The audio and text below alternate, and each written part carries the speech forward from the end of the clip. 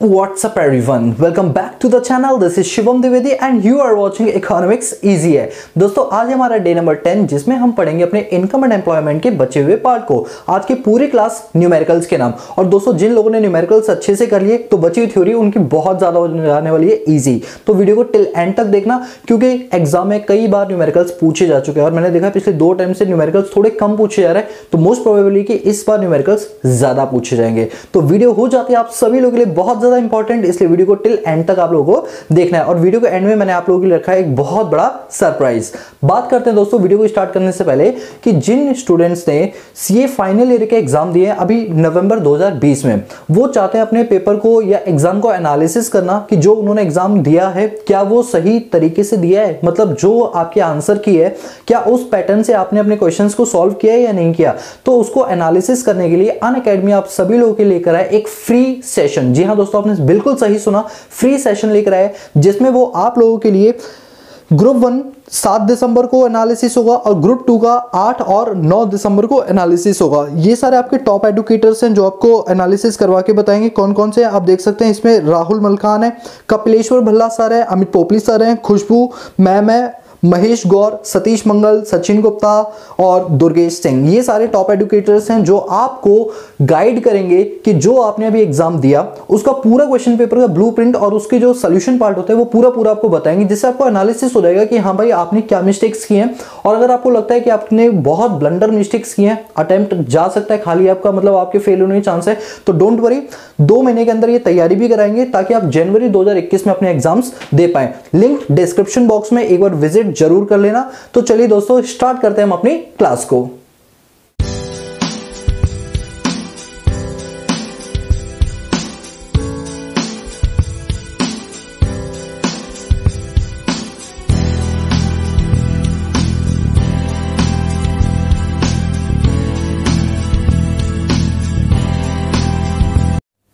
What's up everyone, welcome back to the channel. This is Shivam Dwivedi and you are watching Economics Easy है। दोस्तों आज हमारा day number 10, धीरे धीरे करके हम डे 10 पर आ गए हैं दोस्तों। और आज की क्लास में हम करने वाले हैं इनकम एंड एम्प्लॉयमेंट के न्यूमेरिकल्स। दोस्तों बता दूं यही वो न्यूमेरिकल्स हैं जो एग्जाम में पूछे जाते हैं और जितने क्वेश्चन कराऊंगा सारे एग्जाम ओरिएंटेड करवाऊंगा। याद रखना, स्टार्टिंग तो मैं बेस बनाने के लिए अपने ही कुछ क्वेश्चन दूंगा, लेकिन उसके बाद जितने भी क्वेश्चन होंगे वो सारे के सारे वो क्वेश्चन होंगे जो ऑलरेडी कभी ना कभी किसी ना किसी बोर्ड एग्जाम में पूछे जा चुके हैं। तो वीडियो हो जाती है बहुत ही ज्यादा इंपॉर्टेंट, तो वीडियो को टिल एंड तक देखना। और वादा है मेरा कि वीडियो अगर आप पूरी देखते हैं तो आपको न्यूमेरिकल्स समझ में आ जाएंगे और आपको कहीं भी कोई भी दिक्कत नहीं आने वाली है। It's my commitment. So guys start करते हैं अपनी कमिटमेंट को पूरा करने के लिए आज की क्लास को।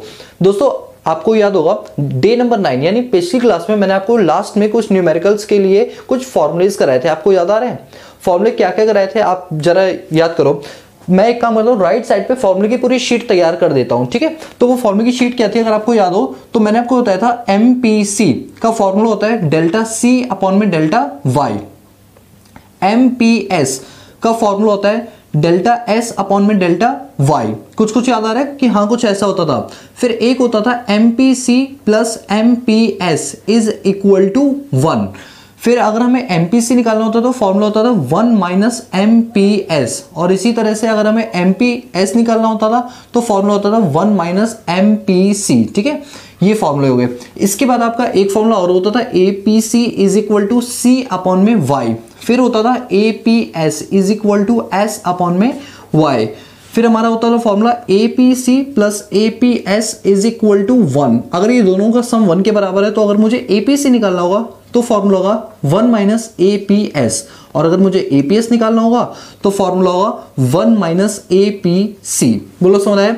ये फॉर्मूले थे। अब इन फॉर्मूलों का यूज करके हम इसमें क्या करने वाले हैं, कुछ न्यूमेरिकल्स क्वेश्चन करेंगे और अपनी बातों को और भी ज्यादा अच्छे से क्या करेंगे, समझेंगे, ठीक है। तो चलिए शुरू करते हैं। अब मैं आपके सामने कुछ न्यूमेरिकल्स करने वाला हूं। अच्छा सुनो, जिनको ये फॉर्मूला नहीं समझ आया ना कि मैंने क्या लिखा है, तो प्लीज एक बार हमारी क्लास नंबर यानी 9 डे नंबर 9 को प्लीज विजिट करो। डिस्क्रिप्शन बॉक्स में मैंने लिंक दे रखा है, उस लिंक पे क्लिक करके आप पहले क्लास देख कर आओ, उसके बाद ही आपको ये चीजें समझ आएंगी। देखो जो चीजें बड़ी सीक्वेंस में होती ना, आपको भी सीक्वेंस में ही पढ़नी पड़ेंगी। बीच में आओगे समझ में तो आएंगी, बट जो आउटपुट मैं देना चाहता हूं वो आपको नहीं मिलेगा। इसलिए प्लीज वीडियो की जो सीक्वेंस है ना, उसी सीक्वेंस में पढ़ते हुए ही यहां पर आना, याद रखना, ठीक है।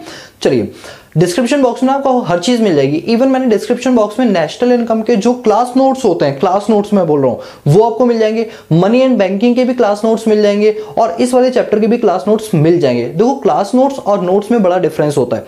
मेरे खुद के बनाए हुए नोट्स एक अलग चीज है और क्लास नोट्स का मतलब होता है जो बोर्ड पे मैंने नोट किया हुआ है वो आपको नोटिंग पूरी एक पीडीएफ फाइल के अंदर मिल जाएगी। तो डिस्क्रिप्शन में आपको पीडीएफ फाइल मिलेगा जो बोर्ड में लिखवाता हूं। इसका मतलब ये होता है क्लास नोट्स, और जो मेरे अपने नोट्स होते हैं वो एक अलग चीज होती है। ठीक है, तो याद रखना ये चीज। अब बात करते हैं अपने न्यूमेरिकल्स की। दोस्तों एक क्वेश्चन स्टार्ट कर रहा हूं, उससे बात को जरा ध्यान से समझना। लेट सपोज हमारे क्वेश्चन के अंदर हमें इनकम दे रखी है, यानी वाई दे रखा है 0, 100, 200, 300 और 400। ठीक है, और क्वेश्चन है हमें कंजम्पशन दे दिया। लेट सपोज ये 40 है, फिर आपको दे दिया 60, फिर आपको दे दिया 150, इसके बाद आपको दे दिया 200, फिर आपको दे दिया 380। ठीक है, ये हमें कंजम्पशन दे दिया। और क्वेश्चन ने पता है क्या बोला है? क्वेश्चन ने आपको बोला है आपको एपीसी, एपीएस, एमपीसी और एमपीएस निकाल के दिखाना है। यानी क्वेश्चन ने क्या कहा?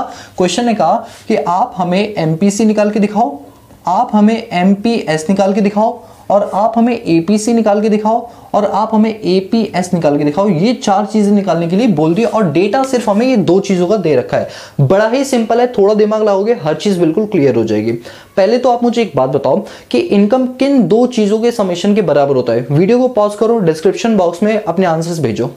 वीडियो को पॉज करो, डिस्क्रिप्शन बॉक्स में अपने आंसर्स भेजो। ठीक है, आंसर भेजोगे मुझे पता चल जाएगा कि हाँ किसने सही आंसर दिया है। ठीक है, अच्छा यहाँ पर इस क्लास को स्टार्ट करने से पहले हमने जो डे नंबर 9 थी उसमें एक क्वेश्चन पूछा था कि इनकम को शॉर्ट में वाई क्यों बोलते हैं, इनकम को शॉर्ट में वाई क्यों बोलते हैं। तो दोस्तों उसका सही आंसर देने वाले कई सारे स्टूडेंट्स हैं, जिनमें से सबसे पहला जो आंसर दिया वो दिया बी द्विवेदी ने।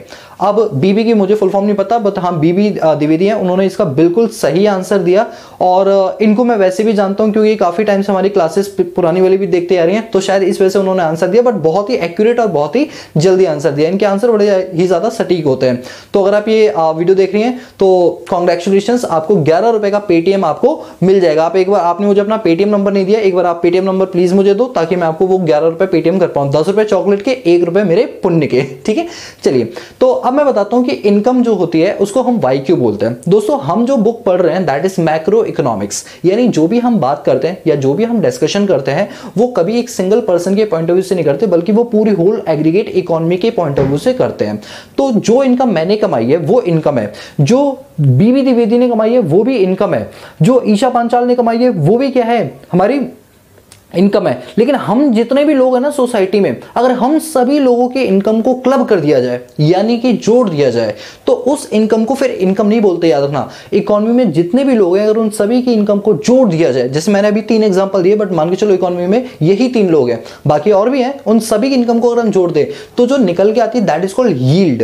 यील्ड मतलब YEILD, यानी जब हम सिग्मा इनकम कर दे। सिग्मा इनकम का मतलब होता है कि जो इनकम है और जितनी हमारी पॉपुलेशन है, सिग्मा पी इनकम, ये पी डिनोट करता है पॉपुलेशन को। जो इकोनॉमिक्स ऑनर्स करते हैं उनको ये बात बहुत अच्छे से पता होगी क्योंकि उनको ये चीज बताई भी जाती है।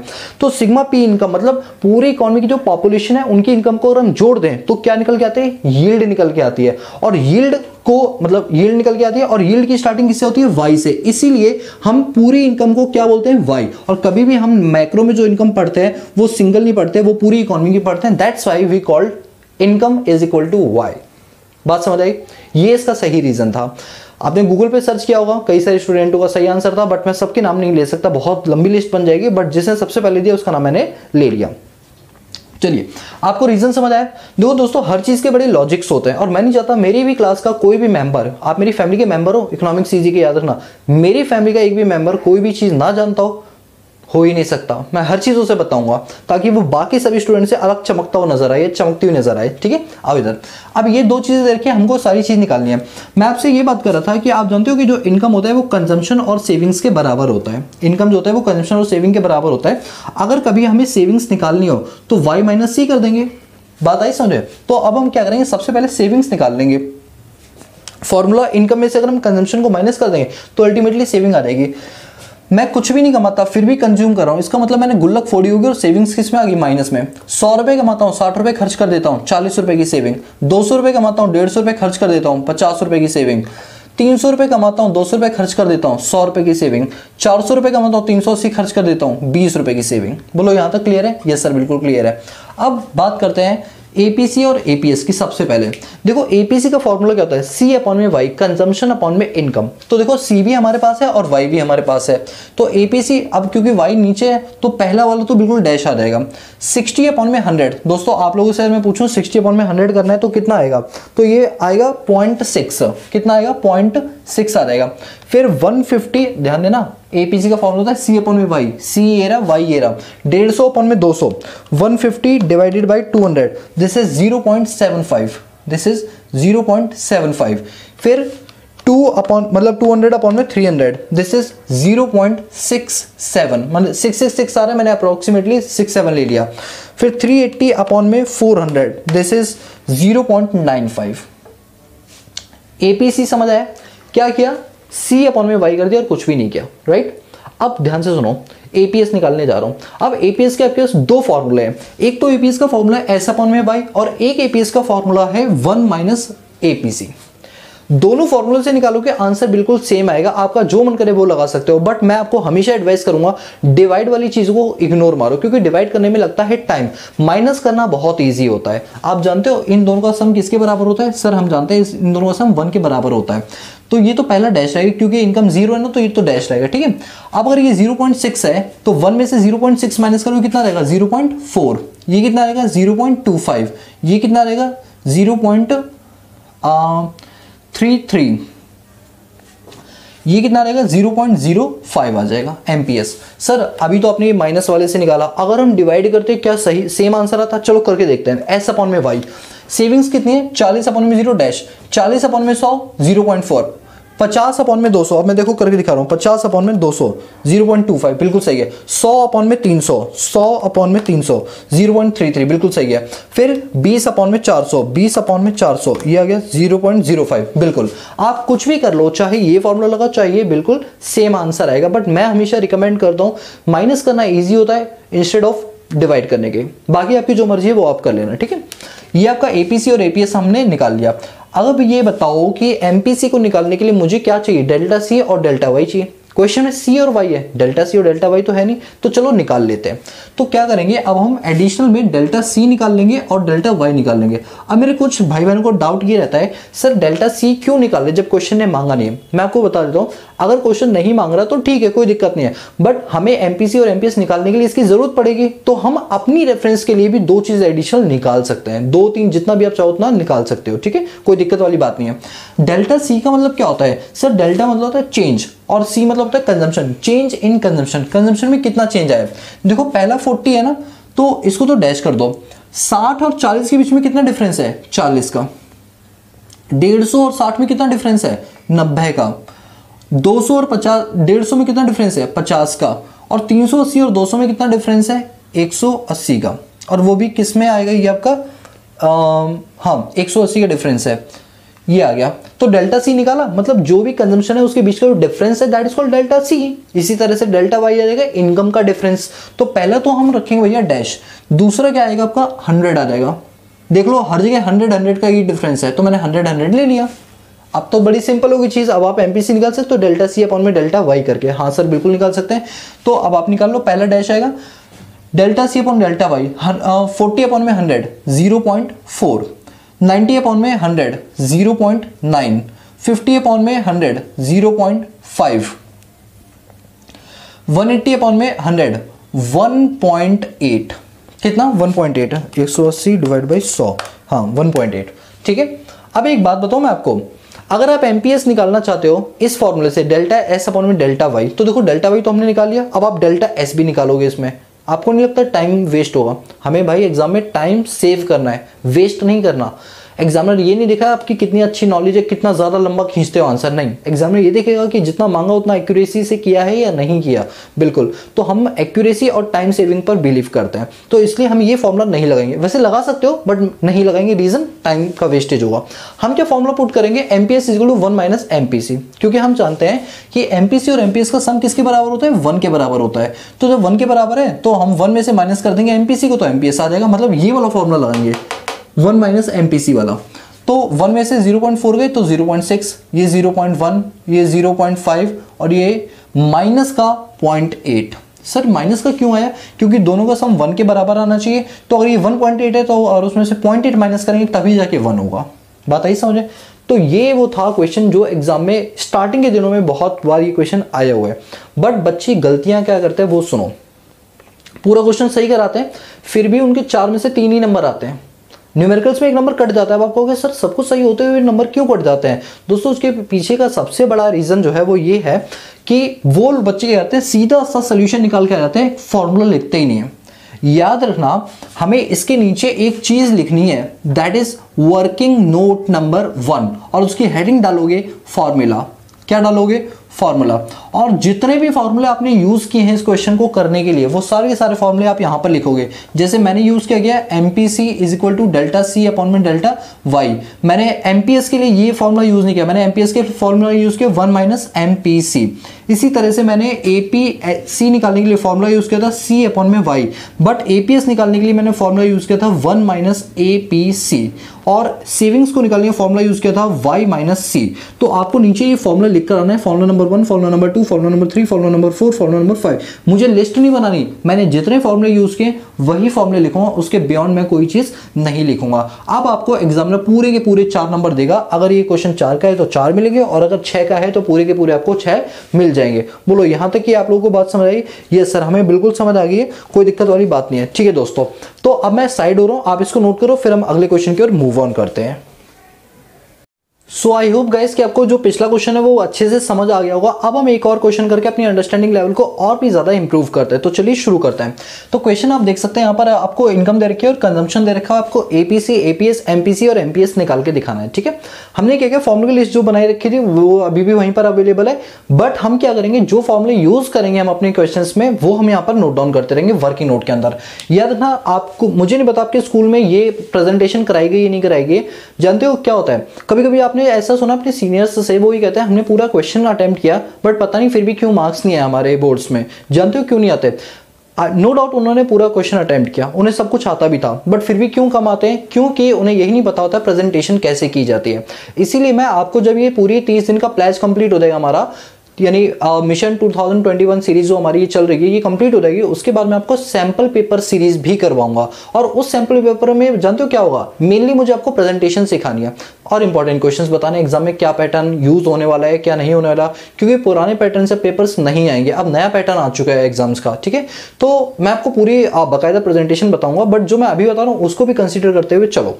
आपके स्कूल में नहीं कराएगा मुझे नहीं फर्क पड़ता, ट्यूशन में आपके कराएगा मुझे नहीं फर्क पड़ता, जो मैं करा रहा हूँ वो फुल एंड फाइनल है और वही आप लोगों को करना है। मुझे पता है आपके स्कूल वगैरह में सिर्फ इतना कराया गया होगा, वर्किंग नोट वगैरह जो मैं बता रहा हूँ ये नहीं कराया गया होगा, बट मैं मेरे बच्चों को हर एक चीज कराऊंगा। एग्जाम को एक पॉइंट नहीं मिलना चाहिए, एक नंबर डेली का भी काटने का। भाई 4-5 फॉर्मूला लिखने क्या दिक्कत है यार, लिख लो, अगर एक नंबर भी बच रहा है आपका, समझ लो। तो इसलिए हर चीज करो जो मैं आपको बता रहा हूँ। अब सुनो, क्वेश्चन में आपको ये सारी चीज देख के APC और APS निकाल के दिखाना है। ठीक है, चलो एक काम करते हैं, इस बार मैं एक जादू करूंगा। जादू ये कि मैं इस बार सेविंग निकालूंगा ही नहीं। पिछले क्वेश्चन में हमने सेविंग्स निकाल लिया था ना, इस बार बिना सेविंग्स के पूरा क्वेश्चन करके दिखा दूंगा और देखना कैसे होगा वो। ठीक है, ये बताओ APC निकालने के लिए फॉर्मूला क्या होता है? सर APC का फॉर्मूला होता है C अपॉन में वाई। तो मैं सबसे पहला काम ये कर लेता हूं कि यहां पर वर्किंग नोट लिख लेता हूं, वर्किंग नोट नंबर 1, और क्या लिखूंगा, फॉर्मूला, कि कौन कौन से फॉर्मूला जो है वो यूज हुए हैं इस क्वेश्चन के दरमियान। वाह सर हिंदी तो आपकी गजब है। APC is equal to C upon में वाई। ठीक है, C ये रहा, Y ये रहा, 50 अपॉन में 100 0.5, 100 अपॉन में 200 0.5, 250 अपॉन में 300। अब मुझे इसके लिए अपना ब्रह्मास्त्र उठाना पड़ेगा और मेरा शस्त्र कहाँ गया, ये रहा, इधर उधर रख दो, मुझे खुद को नहीं पता चलता कहाँ रख दिया। 250 divided by 300 this is 0.83।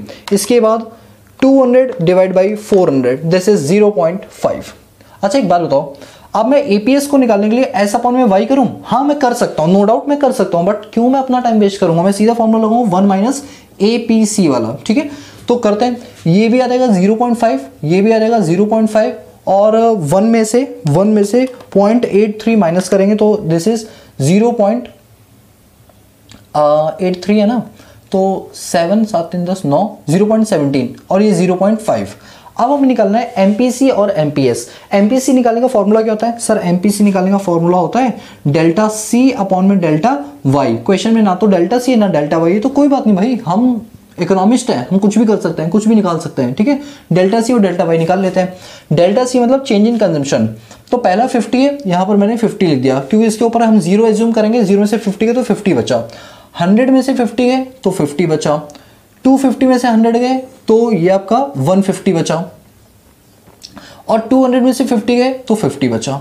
Delta Y her level पे 100 आए क्योंकि डिफरेंस कितने का है? 100 का ही है। फॉर्मूला लगा देते हैं, delta C upon delta Y, हमारा एमपीसी निकल आएगा। तो delta C upon delta Y 50 upon में 100 कितना रहेगा? 50 अपॉन में 100 0.5, ठीक है। 50 अपॉन में 100 0.5, 150 अपॉन में 100 1.5 और ये 0.5। अब बताओ एमपीएस के लिए कौन सा फॉर्मूला लगाऊं? Delta S upon delta Y. हाँ लगा सकते हैं, बट यार क्यों माथापच्ची करोगे, इतना ज़्यादा टाइम वेस्ट करोगे? हमें टाइम सेव करना है, ठीक है, स्मार्ट वर्क करना है, हार्ड वर्क नहीं करना अब हमें। तो अब क्या होगा, इन दोनों का सम 1 के बराबर होना चाहिए, तो ये भी 0.5 रहेगा, ये भी 0.5। गलतियाँ क्या होती है यहाँ पर, हम कंफ्यूज हो जाते हैं, ये 1 से ज़्यादा है तो कोई बात नहीं, अगर एक फिगर 1 से ज़्यादा है तो दूसरी फिगर माइनस में कर दो, तो ये कितना रहेगा? -0.5। अच्छा अगर नहीं समझ आया तो मैंने क्या किया मैं आपको बताता हूँ। ये तो एमपीएस निकाला, 1 माइनस एमपीसी कितना है? 1.5। 1 में से 1.5 रहेगा, नेगेटिव का 0.5 रहेगा, और मैंने वही नेगेटिव का 0.5 लिखा है, ठीक है। और ये भी आ जाएगा 0.5। अब बताओ ये कोई लेवल है क्वेश्चंस का? मतलब हमारे साथ मजाक हो रहा है ये क्वेश्चन करवा के, बट क्या करें, करवाना पड़ता है ना बेस बनाने के लिए। तो पहले मजाक उड़वाओ अपना और फिर मजाक उड़ाओ दूसरों का, मतलब एग्जामिनर का, कि अच्छा ये आ जाओ ऐसा क्वेश्चन ले लो तो सॉल्व कर दिया। ये स्पिरिट होनी चाहिए और ये एटीट्यूड आप लोगों के अंदर जिस दिन आ जाएगा उस दिन मैं मानूंगा भैया इकोनॉमिक्स वाकई में इजी है। और जब तक ये एटीट्यूड नहीं आपके अंदर आएगा तब तक मजा ही नहीं आएगा। मुझे मेरे बच्चों के अंदर यही एटीट्यूड चाहिए कि जब भी इकोनॉमिक्स का कोई क्वेश्चन आए और आप धड़ल्ले से मैडम को बोलो कि मैडम इकोनॉमिक्स का पेपर, अरे मैडम जब मन करे तब ले लेना, रात में सो भी जाओ ना तो भी ले लेना, तुरंत आंसर मुंह से बड़बड़ाऊंगा ऐसे सपने में कि ठीक है। अब इस क्वेश्चन को नोट डाउन करो, फिर मैं अगले क्वेश्चन के लिए मूव ऑन करता हूँ। तो चलिए अब हम बढ़ते हैं अपने अगले क्वेश्चंस की ओर, और आप देख सकते हैं यहाँ पर हमारे पास ये टोटल 6 क्वेश्चंस हैं। ऐसा नहीं है कि 6 ही कराऊंगा, ये तो 6 हैं, इसके बाद मैं दोबारा और भी क्वेश्चंस कराऊंगा। आज की क्लास ना इस चैप्टर के न्यूमेरिकल्स के नाम है, इसके बाद आपको कभी भी इस चैप्टर के न्यूमेरिकल दिक्कत नहीं करेंगे, ये वादा है मेरा। बस बेस अपना अच्छे से बना लो दोस्तों, हम्बल रिक्वेस्ट है, बेस मस्त बना लो एकदम से, क्योंकि इस बार मैं ये चाहता हूँ आप लोगों का जब रिजल्ट आए ना तो आप इतने मैसेज कर दो कि मैं पढ़ ना पाऊँ और मुझे बता दो कि आपके मार्क्स इतने अच्छा है, ठीक है दोस्तों। यही मेरी मतलब मेन मोटिव तो मेरा यही कि आपके अच्छे मार्क्स आ जाए। दोस्तों क्वेश्चन को स्टार्ट करने से पहले मैं आप लोगों को एक चीज़ बोलना चाहूँगा। कुछ टाइम पहले आपको याद है मैंने एक बात बोली थी कि आप मुझे 10 सेकंड की एक शॉर्ट वीडियो बना के दो जिसमें आप बताएंगे 30 डेज की सीरीज आपको कैसी लगी। बट वीडियो की स्टार्टिंग आपको अपने नाम से करनी है, किस स्टेट से रहते हो वो बताना है। उसके बाद आपको बचे हुए टाइम के अंदर क्या करना है, ये बताना है कि आपको ये हमारी जो सीरीज है ये कैसी लगी, या हमारे चैनल के बारे में कुछ अच्छी बातें जो आपको बहुत पसंद आई हो। सिर्फ 10 सेकंड के अंदर, 10 या 12 सेकंड, उससे ज़्यादा मत लंबी बनाना वीडियो, प्लीज़ बना दो यार। कई सारे लोगों ने बना दिए और भी थोड़े से मैं चाहता हूँ और भी उसमें ऐड कर लूँ, जिसके बाद उन सभी वीडियोस को जोड़कर मैं इसी चैनल के ऊपर डालूंगा और आप खुद अपने आप को उस वीडियो के अंदर देख सकते हैं, ठीक है दोस्तों। तो प्लीज़ यार इतना तो आप कर सकते हो यार, हमारी फैमिली के मेंबर हो और आप इतना भी नहीं करोगे। मतलब इतनी वीडियोस आई है मेरी, मैं तो सोच सकता खूब सारी वीडियोस आएंगी और आपने तो बहुत कम ही, मेरे पास अराउंड कितनी वीडियोस आएंगी होंगी, अराउंड 1000 के करीब वीडियोस आई हैं सिर्फ बच्चों की। और मैं ये सोच के चल रहा था कि हम 20-25 हज़ार बच्चे मुझे बोलेंगे कि भैया ये रही वीडियो, मेरा मोबाइल ही हैंग नहीं हुआ, भैया इतनी वीडियो 10 सेकंड की बना दो यार। आप सभी लोग इतना भी नहीं करोगे क्या मेरे लिए? बना दो यार। और ये जो व्हाट्सएप नंबर आप देख रहे हो इस वाले नंबर पे मुझे व्हाट्सएप कर दो अपनी वीडियो, बाद में मैं इसकी पूरी फाइल बना के एक पूरी वीडियो लंबी चौड़ी बना के अपने इसी चैनल पे अपलोड करूंगा और फिर आप अपने आप को उसमें देख भी सकते हो, ठीक है। चलिए आओ इधर क्वेश्चन पे। तो ये आपके 6 पॉइंट है और दोस्तों वीडियो ना आज की डेट में ही दे देना, आज या कल तक, ठीक है, क्योंकि फिर मुझे इसको अपलोड भी करनी है ना, एडिट भी करनी है इस वजह से। अब इन क्वेश्चन पर ध्यान दो। सबसे पहला क्वेश्चन क्या कह रहा है if APC of an economy is 0.8, यानी पूरी इकोनॉमी का जो एपीसी है वो 0.8 है। चलो ठीक है, मैं एक काम करता हूँ, यहां पर मैं अपना सोल्यूशन करना स्टार्ट करता हूँ, ठीक है। क्वेश्चन कह रहा है कि एपीसी इकोनॉमी का जो है वो 0.8 है। What should be saving on national income eight 2000। अगर हमारी नेशनल इनकम 2000 रुपए, नेशनल इनकम का मतलब इनकम अगर 2000 है तो बताओ उस लेवल पे सेविंग्स कितनी होगी। यानी क्वेश्चन ने हमसे एस पूछा है, बोले तो सेविंग्स। ठीक है, नाउ द पॉइंट अराइजेस कि कौन सा फॉर्मूला इसके अंदर पुटअप किया जाएगा जिससे हम सेविंग्स निकाल सके। दिमाग लगाओ अपना कि एपीसी का जो फॉर्मूला होता है वो क्या होता है। सर एपीसी का फॉर्मूला तो होता है सी अपॉन में वाई। अगर क्वेश्चन में हमें एपीसी दे रखा है 0.8 तो क्या मैं एपीसी के पर 0.8 लिख सकता हूँ? यस लिख सकते हो। क्या कंजम्पशन दे रखा है? नहीं दे रखा। क्या वाई दे रखा है? यस सर, वाई तो हमें 2000 रुपए दे रखा है। इसके नीचे कुछ नहीं, 1 मान लेते, क्रॉस मल्टीप्लाई कराते तो कंजम्पशन आ जाएगा 2000 इंटू में 0.8 यानी कंजम्पशन आ गया 1600 रुपए का। और हम एक बात जानते हैं कि जो इनकम है वो कंजम्पशन और सेविंग को जोड़कर निकलती है। अगर मेरे पास दी हुई क्वेश्चन के अंदर इनकम 2000 रुपए की है और कंजम्पशन मैंने अब निकाल ली 1600 रुपए की है तो क्या सेविंग्स नहीं निकाल सकते? यस सर, बिल्कुल निकाल सकते। ये इधर जाके माइनस का हो जाएगा, सेविंग्स आ गई 400। बताओ, ये भी कोई क्या क्वेश्चन था? ठीक है, मैं साइड हो रहा हूँ, 1 सेकंड का टाइम दे रहा हूँ, वीडियो को पॉज करके आराम से नोट डाउन कर सकते हो। ठीक है, आई होप आपने नोट डाउन कर लिया होगा। अब मैं इसको रब करता हूँ। सर आप तो बड़ी स्पीड में काम कर रहे हो, और क्या मैं इतने छोटे छोटे, ये क्वेश्चन है, तुम बताओ ये कोई क्वेश्चन है क्या? नहीं सर ये तो खिलवाड़ है। हाँ बस खिलवाड़ है, आप भी खेलो। आओ क्वेश्चन नंबर 2 पर आ जाओ। Question number 2, solution number 2। Solution number 2 क्या बोलता है? इफ डिस्पोजेबल इनकम, कंफ्यूज मत हो ना, ये डिस्पोजेबल बोले, रेडीमेबल बोले, कोई भी इनकम बोले, इनकम मतलब इनकम होती है। ठीक है, तो इनकम कितनी है? 1200 रुपए। लो y is equal to 1200, 1200। Question कर रहे हैं कंजम्पशन है 800 रुपए की, सी दे रखा है 800 रुपए का, और कैलकुलेट करना है एपीसी। मतलब हमारी औकात ये रहेगी कि ये हमें समझाएंगे कि हमें क्या निकालना है। आप बताओ, निकाल दोगे? अरे तुम्हारे घर के छोटे छोटे भाई बहन को देते रहे क्वेश्चन, वो कर लेंगे। बात आई समझ में? आओ चलो, एपीसी का फॉर्मूला बता दो, सी अपॉन में वाई। सी कितनी है? 800, और वाई कितनी है? 1200। तो 800 डिवाइड बाई 1200 कर दो, 2 0 से 2 0 उठ गए, 2 4 जाए, 2 6 जा 12, 2 2 जा 4, 2 3 जा 6, 2 अपॉन में 3 आ गया। 2 अपॉन में 3 को अगर हम सॉल्व करेंगे तो द आंसर विल बी 0.6667। बोलो समझ आया? कोई डाउट? साइड हो जाओ। ये लो 1 सेकंड के लिए साइड हो रहा हूँ, क्वेश्चन को नोट डाउन करो, वीडियो को पॉज करके क्वेश्चन नोट डाउन करो, और ये लो क्वेश्चन खत्म। वाह सर, मान गया आपको। Question number 3। ठीक है, आओ क्वेश्चन नंबर 3। टाइम वेस्ट फालतू को नहीं करना ना मुझे इन चीजों पर करके। सेविंग 500 रुपए की है, तो लो भैया एस है हमारा 500 रुपए। ठीक है सर, आउट ऑफ इनकम 5000, और जो हमारी इनकम है वो कितनी है? 5000 रुपए। और बताओ एपीएस कितना होगा? अरे यार ये कैसे क्वेश्चन आ गए सर? सर क्या ये एग्जाम्स के क्वेश्चन है? हाँ भाई ये एग्जाम के क्वेश्चन है, 1 2 नंबर में पूछे जाते हैं। हंसी आ रही है? हंस लो, फिर करेंगे क्वेश्चन। हंसो तो अब आ जाओ इधर, हंस रहे हैं बैठे। एस अपॉन में वाई, एस कितना है बताओ? 500, वाई कितना है? 5000, डिवाइड कर दो, 2 0 2 0, 1 अपॉन में 10, 0.1, एपीएस आ गया 0.1। ये लो मैं 1 सेकंड के लिए साइड हो रहा हूँ, वीडियो को पॉज करके नोट डाउन कर लो, और ये लो क्वेश्चन गायब। भाई मजा आता है मिटाने में तो। Question number 4, solution number 4। Solution number 4 क्या कह रहा है? इफ डिस्पोजेबल इनकम इज 1000, यानी इनकम आपको दे रखी है 1000, Y is equal to 1000 rupees. Consumption दे रखा है 750 रुपए का, सी इज इक्वल टू 750। बताओ एपीएस कितना होगा? चलो भाई एक बात बताओ, y is equal to C plus S होता है? Yes sir. y अगर 1000 है, कंजम्पशन 750 है, तो क्या सेविंग्स निकाल सकते हैं? हाँ सर निकाल सकते हैं। ये इधर जाके माइनस हो गया, सेविंग्स आएगा 250। बिल्कुल सही कहा।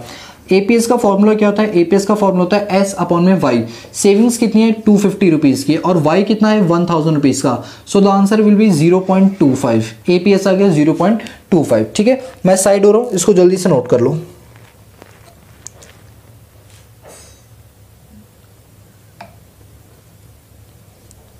चलो अब मैं सामने आ रहा हूं, आई होप आपने नोट कर लिया होगा।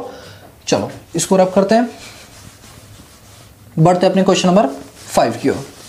क्वेश्चन नंबर 5 देखो क्या कह रहे हैं, the level of income. Question number 5 हमसे क्या कर रहे हैं, ध्यान से सुनना।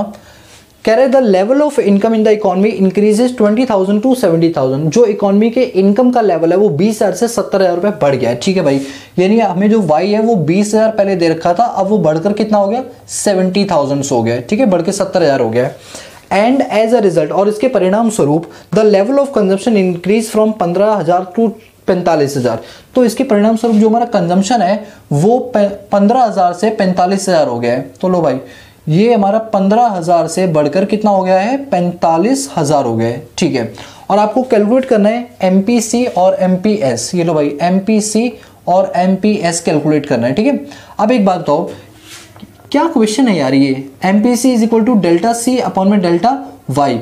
बताओ डेल्टा सी, कंजम्पशन में कितना डिफरेंस है सर? 45,000 माइनस 15,000, बिल्कुल सही कहा। 45,000 में से हम 15,000 को माइनस कर देंगे तो डेल्टा सी आ जाएगा, और डेल्टा वाई मतलब इनकम में चेंज।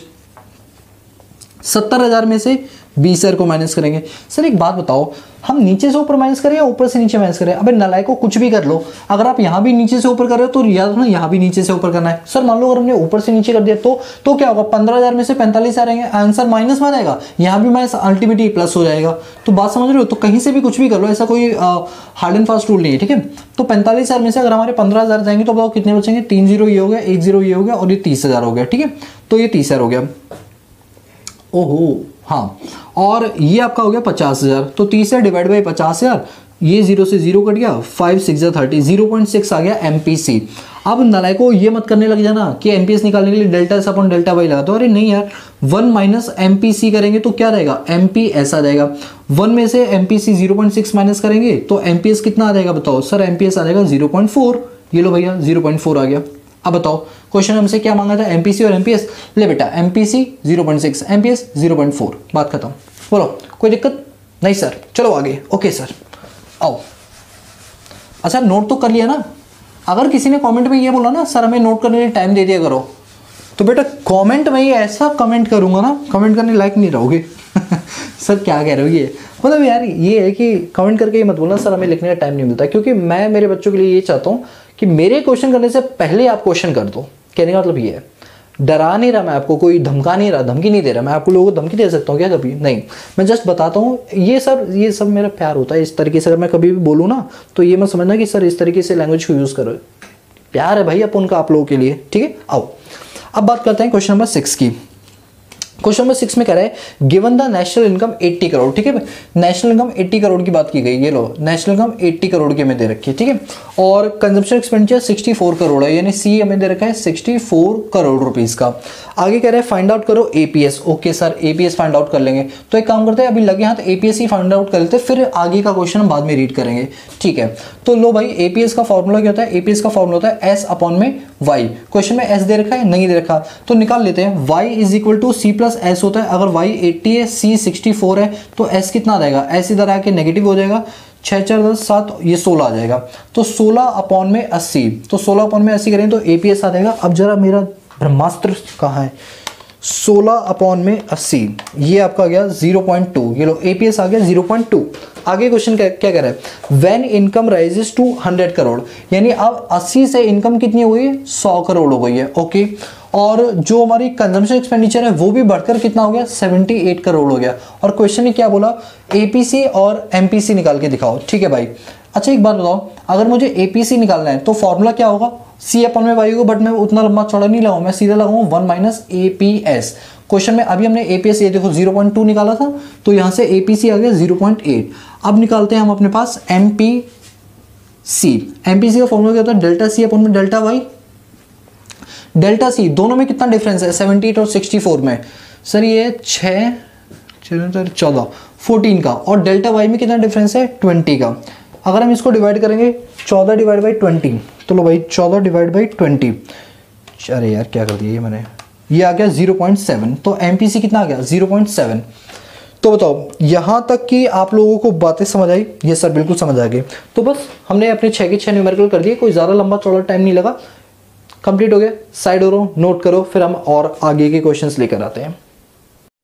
दोस्तों अब मुझे न्यूमेरिकल्स को यहीं रोकना पड़ेगा। उसके पीछे रीजन ये है कि अब हमारे न्यूमेरिकल्स की जो कड़ी है वो चेंज होने वाली है। मतलब अब न्यूमेरिकल्स में ना एक पॉइंट आएगा इन्वेस्टमेंट मल्टीप्लायर का। अब उस पॉइंट को समझाने के लिए सबसे पहले मुझे पता है क्या करना पड़ेगा? आपको कॉन्सेप्ट बिल्ड करना पड़ेगा इन्वेस्टमेंट मल्टीप्लायर होता क्या है, फिर हम उसके न्यूमेरिकल्स पर आएंगे, ठीक है। तो बीच में एक छोटी सी थ्योरी स्टार्ट होगी और बस तुरंत खत्म हो जाएगी, फिर हम अपने दोबारा से न्यूमेरिकल्स पर आ जाएंगे, ठीक है। क्योंकि मैं हर चीज को बड़े सीक्वेंस से करवा रहा हूँ, तो सीक्वेंस से ही आप लोग भी मेरे साथ चलेंगे। तो चलिए शुरू करते हैं। देखो इन्वेस्टमेंट मल्टीप्लायर का मतलब क्या होता है? एक सिंपल तरीके से मैं आपको समझाऊं तो जब हमने नेशनल इनकम की थी तो आपको याद है उसमें इनकम मेथड, एक्सपेंडिचर मेथड और वैल्यू एडेड मेथड हुआ करता था। तो उसमें जब हम एक्सपेंडिचर मेथड पढ़ते तो आपको याद है क्या फॉर्मूला होता था? GDP MP is equal to private final consumption expenditure plus government final consumption expenditure plus gross domestic capital formation plus net exports. यही फॉर्मूला होता था? जी हाँ सर यही होता था। तो उसमें याद है आपको जो थर्ड पॉइंट है ग्रॉस डोमेस्टिक कैपिटल फॉर्मेशन का मतलब क्या होता था? मतलब ये होता था कि आज जो मैंने पैसे इन्वेस्ट किए, कल को यही इन्वेस्टमेंट मुझे और इनकम कमा के देगी, फिर उसी इनकम को मैं दोबारा से इन्वेस्ट करूंगा, यानी री इन्वेस्ट करूंगा, और फिर उससे दोबारा मुझे इनकम मिल जाएगी। इसके लिए मैंने आपको एग्जांपल भी दिया था कि मान के चलो, आपने देखा हो आपकी गली मोहल्ले में बहुत से ऐसे लोग होते हैं जो पहले खाली प्लॉट खरीदते हैं, फिर जब उस प्लॉट की कीमत बढ़ जाती है तो उस प्लॉट का कुछ हिस्सा वो बेच देते हैं, उससे आई हुई इनकम जो भी होती है उससे वो मकान बचा वो बना लेते हैं। फर्स्ट फ्लोर बनाते हैं, फिर फर्स्ट फ्लोर को किराए पे चढ़ा देते हैं, उससे जो इनकम आती है उससे सेकंड फ्लोर बनाते हैं, फिर फर्स्ट और सेकंड से जो रेंट आता है उससे थर्ड फ्लोर बनाते हैं। कुछ टाइम के बाद उनके पूरा महल भी तैयार होता है और पैसों से पैसा भी बन जाता है। This formation is none other than it is called be a gross domestic capital formation. बोलो क्लियर है? और जानते हो इसी ग्रॉस डोमेस्टिक कैपिटल फॉर्मेशन को हम इस चैप्टर में क्या नाम देते हैं? Investment multiplier. क्या नाम देते हैं? इन्वेस्टमेंट मल्टीप्लायर का नाम देते हैं। मतलब क्या हुआ, कॉन्सेप्ट समझो जरा, यहां पर आ जाओ। देखो, इन्वेस्टमेंट मल्टीप्लायर का मतलब है कि जब एक व्यक्ति आपने पास कोई इन्वेस्टमेंट करता है, लेट सपोज कि उस व्यक्ति ने क्या किया है, कुछ रुपए इन्वेस्ट किए, लेट सपोज उसने 10 लाख रुपए इन्वेस्ट किए। तो एक बात बताओ, कोई भी व्यक्ति 10 लाख रुपए लगा रहा है, 1 रुपए भी अगर वो लगा रहा है तो उसकी इंटेंशन क्या होगी, उसके दिमाग में क्या चल रहा होगा कि बदले में हमें कुछ रिटर्न मिले। जब वो रिटर्न मिलता है तो वो उसके लिए क्या कहलाती है? इनकम कहलाती है। तो एक बात बताओ, क्या आप मेरी इस बात से एग्री हो कि जितना ज्यादा आप पैसा लगाओगे रिटर्न भी उतना ही ज्यादा मिलेगा प्रोपोर्शनेटली? बोलो बात समझ आई? रिटर्न जितना कम लगाओगे इनकम उतनी ही क्या हो जाएगी? कम हो जाएगी।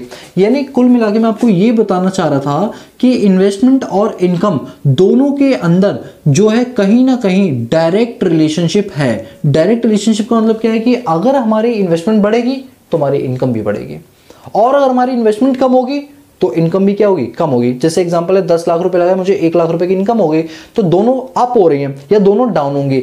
इस फंक्शनल रिलेशनशिप को ध्यान से सुनो, मैंने क्या बोला?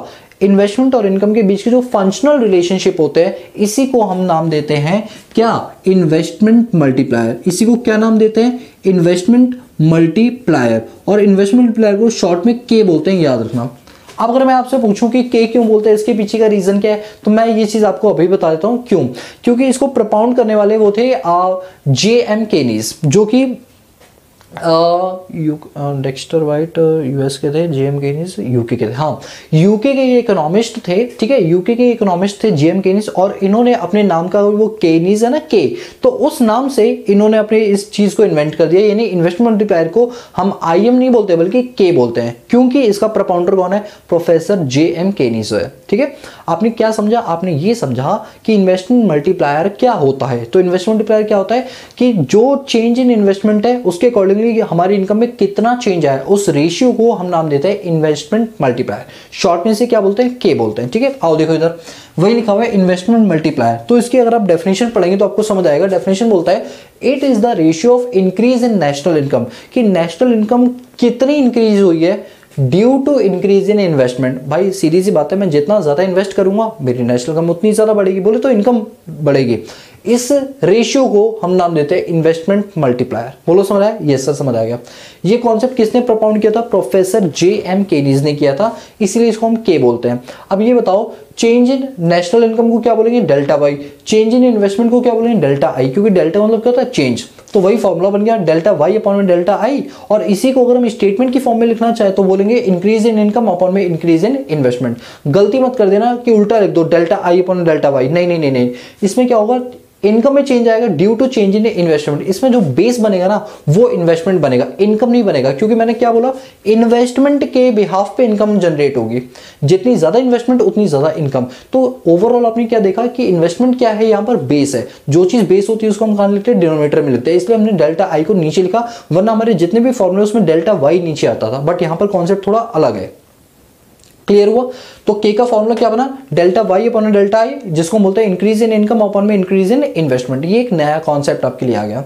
अब यहां पर मैंने एक एग्जांपल दिया हुआ है कि मान लो हमने इकोनॉमी के अंदर एडिशनल इन्वेस्टमेंट किए 4000 करोड़ की, तो ऑब्वियस सी बात है हम जितनी एडिशनल इन्वेस्टमेंट किए उस पर हमें इनकम भी एडिशन मिलेगा। तो वही लिखा हुआ है an additional investment of ₹4000 crore in an economy. Economy में 4000 रुपए हमने एडिशनल इन्वेस्ट किए, जनरेट एन एडिशनल इनकम, जिससे हमारी एडिशनल इनकम जनरेट हुई कितने रुपए की, 16,000 करोड़ रुपयों की। So the value of multiplier will be, तो इसकी वैल्यू ऑफ मल्टीप्लायर कितना होगा, ठीक है। देखो दिमाग से सोचना आप लोग, हमने कहा कि अगर हमने अपनी इन्वेस्टमेंट में बदलाव किए हैं 4,000 करोड़ के, ठीक है।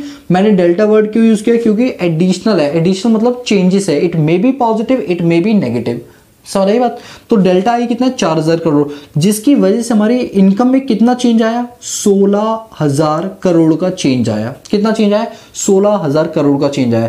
तो ये बताओ कि इन्वेस्टमेंट मल्टीप्लायर क्या होगा, बोले तो के क्या होगा। आप मेरी बात समझो, मैंने अपनी इन्वेस्टमेंट को 4,000 रुपए से बढ़ाया, जिससे मेरी इनकम 16,000 रुपए से बढ़ गई। तो बताओ कितना मेरा इन्वेस्टमेंट मल्टीप्लाई हुआ, कितनी मेरी इन्वेस्टमेंट मल्टीप्लाई हो गई, that is called investment multiplier. तो निकाल लेते हैं। मैंने भी अब आपको बताया कि के का मतलब क्या होता है, डेल्टा वाई अपॉन में डेल्टा आई। डेल्टा वाई कितना है, 16,000 करोड़, और डेल्टा आई कितना है, दिस इज 4,000 करोड़। हम इसको डिवाइड करेंगे, दिस इज 4 करोड़। इसका मतलब समझना, आंसर तो आ गया हमारा 4 करोड़, बट इसका मतलब क्या है, इसका मतलब ये है कि अगर आप 1 रुपए इन्वेस्ट करते हो, इसका मतलब क्या है कि अगर आप 1 रुपए इन्वेस्ट करते हो तो उससे आपको 4 रुपए की क्या हो जाती है, इनकम जनरेट हो जाती है। यानी आपने अपनी इन्वेस्टमेंट को कितने गुना मल्टीप्लाई करा लिया, 4 टाइम्स मल्टीप्लाई करा लिया, और यही 4 टाइम्स क्या कहलाती है, इन्वेस्टमेंट मल्टीप्लायर कहलाती है। इसी को हम क्या बोलते हैं, इन्वेस्टमेंट मल्टीप्लायर बोलते हैं। बताओ आपको मल्टीप्लायर का कॉन्सेप्ट समझ आया। आंसर निकाल लेना ही सोल्यूशन नहीं होता, मैं आपको बता दूं। आंसर तो क्लैरिकल वर्क होता है कि आप किसी को भी बता दो फॉर्मूला ये है, आंसर निकाल देगा, बट उस आंसर का इंटरप्रिटेशन करना बहुत ही ज्यादा इंपॉर्टेंट टास्क होता है। बिकॉज आजकल जो वाइवा हो रहे हैं ना स्कूल्स के अंदर, उन वाइवा में इस टाइप के ही क्वेश्चंस पूछे जा रहे हैं, क्योंकि उन्हें भी पता है बच्चा फॉर्मूला को रट के आंसर तो तुरंत निकाल लेता है, but what about their implications, क्या प्रभाव पड़ेगा, क्या ये आंसर बोलना चाहता है, ये किसी को नहीं पता। इसलिए मैं आपको बता रहा हूं, जो 4 टाइम्स आया है या 4 करोड़ है, इट मींस अगर आप 1 करोड़ इन्वेस्ट करते हो, दैट मींस जो आपकी इनकम है वो कितनी हो जाएगी, 4 करोड़ हो जाएगी। यानी उसने आपकी इनकम को 4 गुना बढ़ा दिया, and this 4 times is none other than it is called be a investment multiplier. बोलो ये इस कॉन्सेप्ट समझ आया।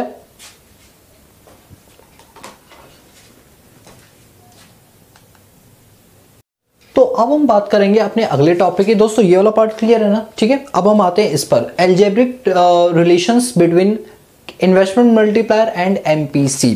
देखो अगर आपने ये वाला टॉपिक समझ लिया, दैट मीन्स आपको इन्वेस्टमेंट मल्टीप्लायर के 2 फॉर्मूले और समझ आ गए। अभी मैंने आपको इन्वेस्टमेंट मल्टीप्लायर का ये एक फॉर्मूला होता है, ये दोनों एक ही है, मतलब एक फॉर्मूला बताया, इसके 2 फॉर्मूले और है। मैं चाहूँ तो वो 2 फॉर्मूले सीधा लिखवा दूँ और आपको कहूँ इसे याद कर लो, और आप याद भी कर लो, बहुत ईजी फॉर्मूले। बट मैं मेरे स्टूडेंट्स को ये चीज़ नहीं रटवाना चाहता, मैं उनको बाकायदा डेरिवेशंस कराना चाहता हूँ कि वो फॉर्मूला कैसे बना। बिकॉज फॉर्मूला सबको आता है, बट बनता कैसे वो किसी को नहीं आता, वो आप लोगों को आता है। इसलिए आप थोड़े उन गधों से हटके क्या कहलाओगे, घोड़े कहलाओगे, ठीक है। और मैं अपनी क्लास के हर बच्चे को घोड़ा बनाना चाहता हूँ, गधा नहीं। आओ इधर। तो क्या है, आप सुनो मेरी बात को। अच्छा एक बात बताओ, मैं डे 1 मतलब डे 1 तो नहीं, लेकिन जब इस चैप्टर की हमने स्टार्टिंग की थी पिछली क्लास से, यानी क्लास नंबर 9 से, डे नंबर 9 से, तो मैंने आपको बताया था ये फॉर्मूला आपका ये हमेशा यूज होगा। इनकम जो होती है वो कंजम्पशन और सेविंग के बराबर होती है, यानी y is equal to C plus S होता है। यस सर, हमें याद है। अब ये बताओ कि y इज इक्वल टू अगर हमारे पास सी प्लस एस होता है, तो मैं आपसे एक बात बोलना चाहता हूं, एक काम करते हैं, दोनों साइड्स को हम मल्टीप्लाई करा देते हैं डेल्टा से। तो मैंने लिखा both sided multiplied by delta, multiplied by delta. दोनों साइड को हम डेल्टा से मल्टीप्लाई कर रहे थे, मतलब जैसे हमारा y is equal to C plus S है ना, मैं चाहता हूं दोनों को डेल्टा से मल्टीप्लाई करना, तो दोनों साइड मैंने डेल्टा डेल्टा से मल्टीप्लाई करा दिया। फिर मैं चाह रहा हूं कि दोनों साइड को डेल्टा वाई से डिवाइड कर दूं, both sided divided by delta Y divided by delta Y. मैं दोनों साइड को डेल्टा वाई से डिवाइड कर देता हूं, मतलब मेरा भी जो था वो delta Y is equal to delta C plus delta S, यही था ना। अब मैंने क्या बोला कि भाई मैं चाहता हूं कि इन दोनों साइड्स को, जैसे मैंने पहले डेल्टा से मल्टीप्लाई कर दिया, अब मैं चाहता हूं दोनों साइड्स को डेल्टा वाई से डिवाइड करना। तो मैंने क्या किया, लो भाई डेल्टा वाई, और यहाँ भी डेल्टा वाई से डिवाइड कर दिया, यहाँ भी डेल्टा वाई से डिवाइड कर दिया। डेल्टा वाई कट गया, तो आंसर कितना है, 1। अच्छा एक बात बताओ, क्या मैं delta C upon delta Y को एमपीसी लिख सकता हूँ? क्यों, वो सुनो। क्योंकि मैं जानता हूं कि एमपीसी का जो फॉर्मूला होता है that is delta C upon में डेल्टा वाई। तो अब यहां पर आप जो देख पा रहे हो डेल्टा सी अपॉन में डेल्टा वाई, क्या मैं इस जगह पर एमपीसी वर्ड यूज कर सकता हूं? बोलो, कर सकता हूं, यस सर। तो मैंने यहाँ पर क्या लिख दिया, MPC। क्या delta S upon delta Y को मैं और कुछ लिख सकता हूँ? यस सर, बिल्कुल लिख सकते हो। क्या लिख सकते हैं बताओ? इसे आप लिख सकते हो MPS। क्या लिख सकते हो? MPS। तो यहां तक की बात तो आप लोगों को वैसे भी क्लियर थी। आपको याद है ये वाली डेरिवेशन मैं ऑलरेडी आपको पहले भी कभी करा चुका हूं। ये सर हमें बिल्कुल याद है। अब मेरी बात को ध्यान से सुनो। अब यहां से डेरिवेशन थोड़ी सी चेंज होने वाली है। वो चेंज क्या होने वाली है वो सुनो। अभी एक स्टेप ना मैं यहां से रब कर रहा हूं, ये वाला स्टेप जो है ना। चलो मैं आपको एक चीज और बताता हूं। अच्छा, अभी हम आगे जो हमारी अगली क्लास होगी उसमें उसके अंदर ना एक इक्विलिब्रियम वाला पॉइंट आएगा।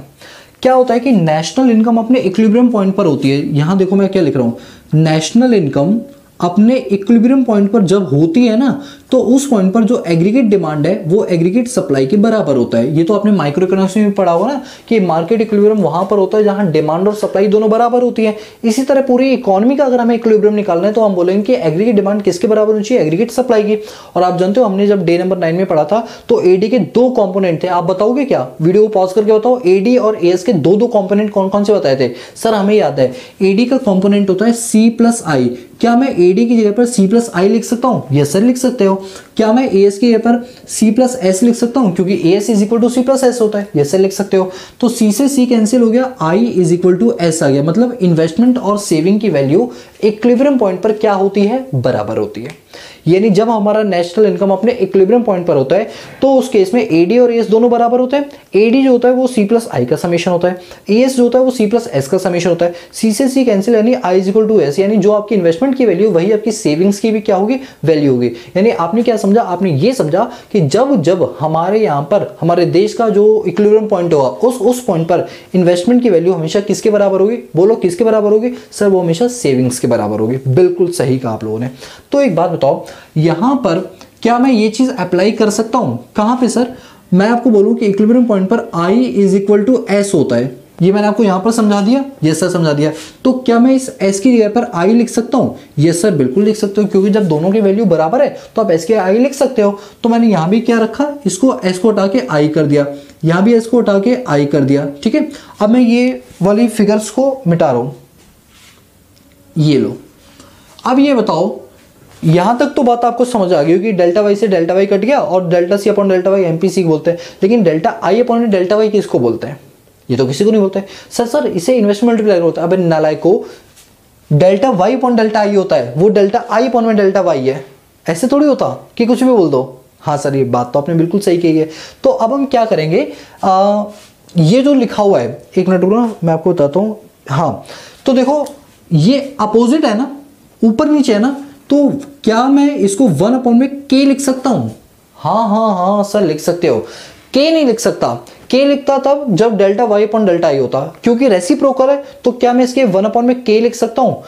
k इसलिए क्योंकि k का फॉर्मूला है, और 1 ऊपर इसलिए है क्योंकि रेसिप्रोकल हो रहा है। मैथ का फॉर्मूला ये ऊपर नीचे फिगर है तो 1 अपॉन में k आ जाएगी। ज्यादा मत पूछना, जो मैथ्स मेरी भी कोई ज्यादा खास अच्छी है। 12th क्लास में कॉमर्स विद मैथ्स ली थी और मैं जानता हूँ मैंने मैथ्स कैसे निकाली थी अपनी। ठीक है, अच्छा खास बात बताऊं, जब मैं 12th क्लास में था और मैं कॉमर्स साइड में था तो मेरे पास मैथ्स थी और मुझे अकाउंट से बहुत प्यार था, तो मैं मैथ्स को ज़्यादा पढ़ता ही नहीं था।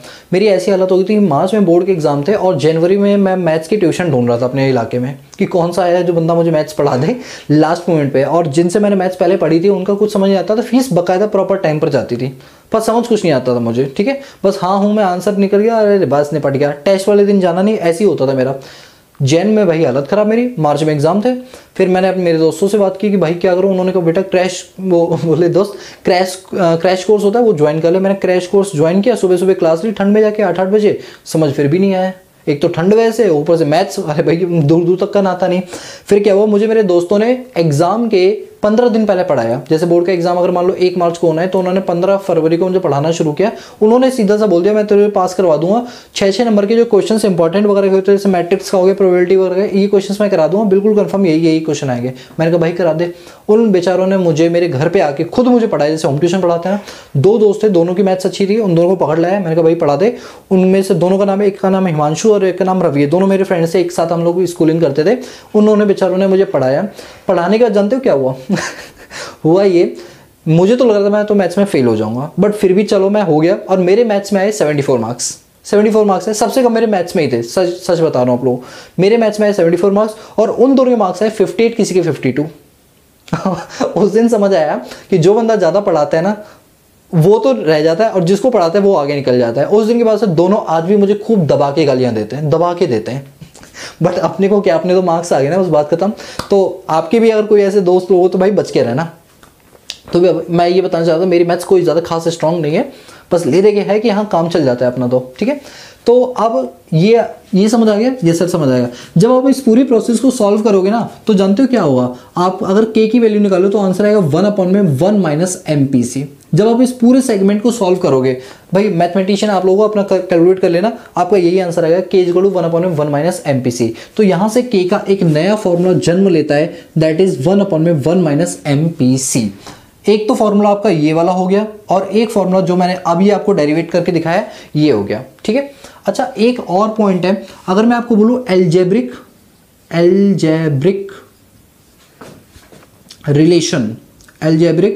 रिलेशन बिटवीन किसके बीच में, K एंड MPS। K और MPS के बीच का जो एल्जेब्रिक रिलेशन है वो क्या होगा। अब मेरी बात को ध्यान से सुनना, जो मैं आपको बताना चाह रहा हूँ, बताना कुछ ये चाह रहा हूँ कि अभी जो हमने एल्जेब्रिक रिलेशन पढ़ा वो किसके बीच में पढ़ा, K और MPC के बीच में पढ़ा। अब हम पढ़ रहे हैं K और MPS के बीच में। तो मुझे बताओ K का एक फॉर्मूला क्या इन्वेंट हुआ था, 1/1 माइनस MPC, यही हुआ था ना, ठीक है। 1/, अरे रुको 1/1 माइनस MPC, बोल सही रहा था, लिख गलत दिया, 1/1 माइनस MPC। इसको सॉल्व करोगे ना तो ये आएगा। सर पता चल गया मैथ्स कितनी अच्छी है आपकी। अरे नहीं भाई, मैं बोल सही रहा था, लिख गलत रहा था, शब्द वही थे, समझ गए ना। ठीक है सर समझ गया, आप इतना मत वो हैरान हो। 1/1 माइनस MPC, इसको सॉल्व करो तो यही है। अच्छा एक बात बताओ, क्या आपको याद है MPC plus MPS is equal to 1 होता है।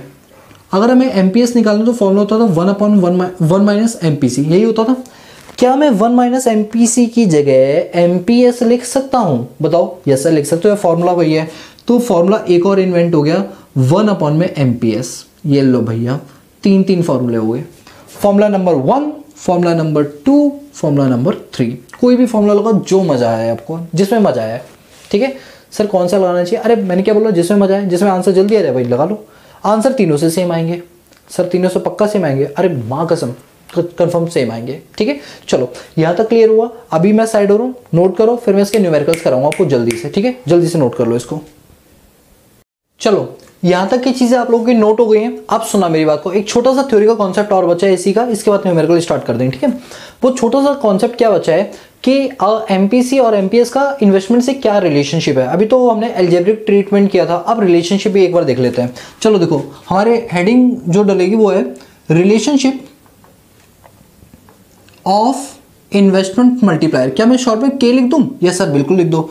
तो हम इसके रिलेशनशिप को दो पार्ट में डिवाइड करेंगे। एक तो हम देखेंगे MPC और MPS के साथ, और एक देखेंगे APC और APS के साथ, ठीक है। अब सुनो ध्यान से, MPC MPS क्या होता है आपको बता दिया, APC APS क्या होता है आपको बता दिया, K यानी इन्वेस्टमेंट मल्टीप्लायर क्या होता है आपको बता दिया, ठीक है।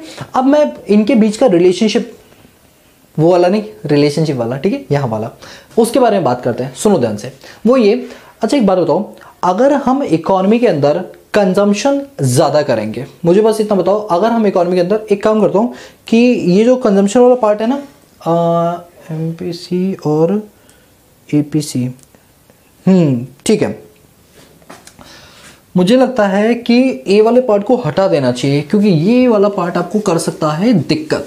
आओ इधर, कंजम्पशन और सेविंग ही रखो, क्योंकि पता है मैंने ऐसा क्यों किया, APC और APS को हटा दिया। उसके पीछे का रीज़न जानते हो क्या है?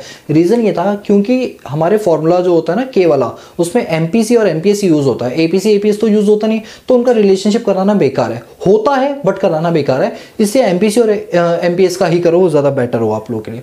सुनो एक बात बताओ, अगर हम कंजम्पशन ज़्यादा करेंगे तो हम डिमांड क्या करेंगे? ज़्यादा करेंगे। भैया अगर मैं खर्चे ज़्यादा कर रहा हूँ तो अल्टीमेटली मैं चीज़ों की डिमांड ज़्यादा कर रहा हूँ, और जब चीज़ की डिमांड हम ज़्यादा करेंगे तो सामने वाले व्यक्ति को इनकम ज़्यादा होगी या कम होगी? सर ज़्यादा होगी। सुनो मेरी बात, मेरे पास 1000 रुपये, मैं उस 1000 रुपये को पूरा खर्च कर दूँ, मेरे लिए तो खर्चा है, यानी मैंने डिमांड की तो खर्चा है, बट सामने वाले लिए क्या है? इनकम है, तो उसकी इनकम लेवल क्या होगी? बढ़ेगी। तो याद रखना कि जब जब आप एमपीसी बढ़ाओगे यानी खर्चे ज़्यादा करोगे तो ऐसे में जो आपका इन्वेस्टमेंट मल्टीप्लायर है वो भी क्या होगा, ज़्यादा होगा। मतलब मैं ज़्यादा इन्वेस्ट करूँगा तो मल्टीप्लायर भी क्या होगा, बढ़ेगा। और अगर मैं खर्चे कम करूँगा, एमपीसी अगर मैं कम कर दूंगा तो ऑब्वियस सी बात है मेरा इन्वेस्टमेंट मल्टीप्लायर भी क्या हो जाएगा, कम हो जाएगा। क्या हो जाएगा, कम। भाई जब मैं इन्वेस्टमेंट पर खर्चा ही कम करूंगा तो मेरी इन्वेस्टमेंट मल्टीप्लायर भी तो कम हो जाएगी। इसका मतलब एमपीसी के साथ इसका कैसा रिलेशन होता है सर, इसका होता है डायरेक्ट रिलेशन। कैसा होता है, डायरेक्ट रिलेशन होता है। किसका, एमपीसी और इन्वेस्टमेंट मल्टीप्लायर का डायरेक्ट रिलेशन होता है। बात करते हैं एमपीएस की। बोले तो सेविंग्स, अगर हम सेविंग्स से ज्यादा करेंगे तो इसका मतलब क्या होगा, खर्चे कम करेंगे। खर्चे कम करेंगे तो मतलब डिमांड कम करेंगे, और डिमांड कम होगी तो चीजें कम खरीदेंगे, कम खरीदे तो सामने वाले को इनकम होगी नहीं, और इन्वेस्टमेंट मल्टीप्लायर क्या हो जाएगा, कम हो जाएगा। यानी अगर हम एमपीएस ज्यादा करेंगे, सेविंग्स ज्यादा करेंगे तो इन्वेस्टमेंट मल्टीप्लायर कम हो जाएगी। और अगर हम सेविंग्स कम करेंगे तो इसका मतलब है कि अगर हमने सेविंग कम की तो खर्चे ज्यादा किए, खर्चे ज्यादा किए तो इन्वेस्टमेंट मल्टीप्लायर हमारी बढ़ जाएगी। तो इन दोनों में कैसा रिलेशन होता है सर, इन दोनों के अंदर होता है हमारा इनवर्स रिलेशन। कैसा होता है बताओ, इनवर्स रिलेशन होता है। बोलो यहां तक का सेगमेंट आपको समझ आया? यस सर, बिल्कुल समझ आया कि एमपीसी और एमपीसी और इन्वेस्टमेंट मल्टीप्लायर में डायरेक्ट रिलेशनशिप होता है और एमपीएस का इन्वेस्टमेंट मल्टीप्लायर के साथ इनवर्स रिलेशनशिप होता है। क्लियर है? यस सर, क्लियर है। अब एग्जाम में कुछ क्वेश्चंस आते हैं, सुनो। इन्वेस्टमेंट मल्टीप्लायर की मिनिमम वैल्यू क्या होती है और मैक्सिमम क्या होती है, बड़े कंफ्यूज होते हैं। मैं आपको बताता हूँ बिल्कुल सिंपल सा जेन्युइन सा रीजन।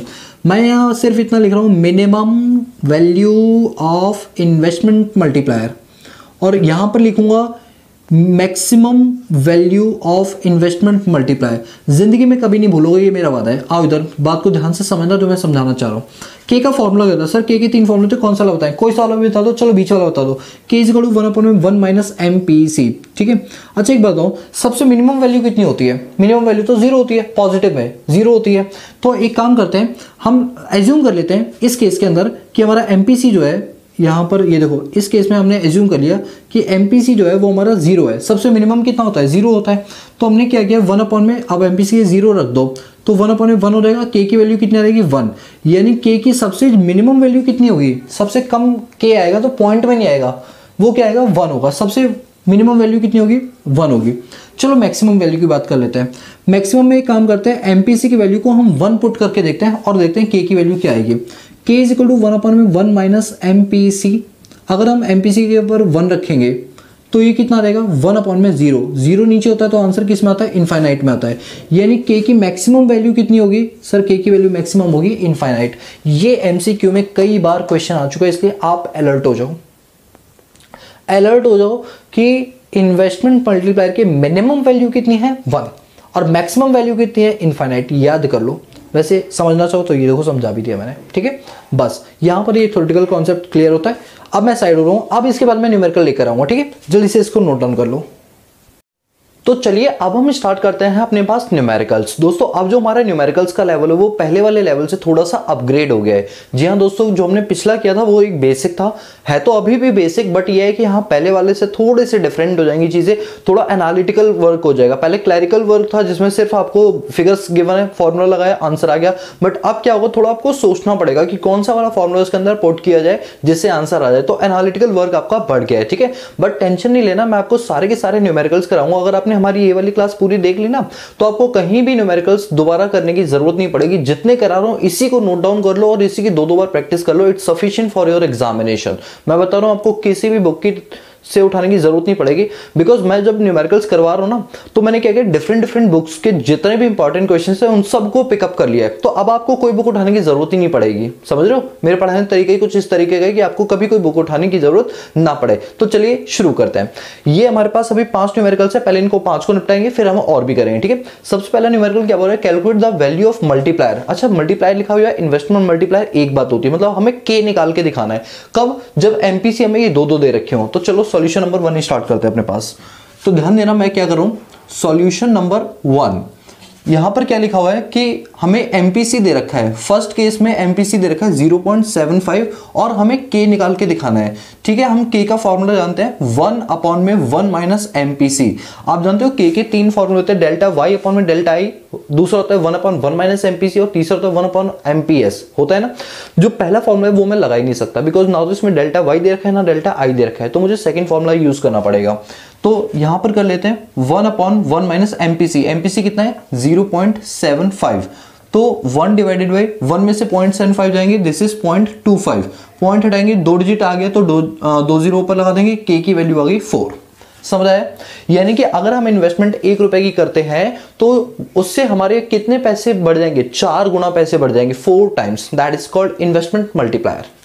सेकंड, इसी का जो क्वेश्चन 1 का सेकंड पार्ट है उसमें क्या दे रखा है कि एमपीसी है आपका 0.90। एमपीसी कितना है 0.90 और आपका एमपीसी 0.90 आपको के निकाल के दिखाना है। ठीक है, अगेन वही चीज है, 1/1 माइनस एमपीसी लगाएंगे तो 1/1 माइनस 0.90, तो ये आ रहेगा 1/0.10, 1 जीरो हटाएंगे 2 जीरो ऊपर ले रहेगा, के की वैल्यू आ गई 10। यानी कि अगर हम 1 रुपए लगाते हैं तो 10 टाइम्स ज्यादा मेरी क्या हो जाती है, इन्वेस्टमेंट बढ़ जाती है, यानी मल्टीप्लाई हो जाती है। ठीक है, साइड हो रहा हूं, इसको जल्दी से आप नोट डाउन कर लो।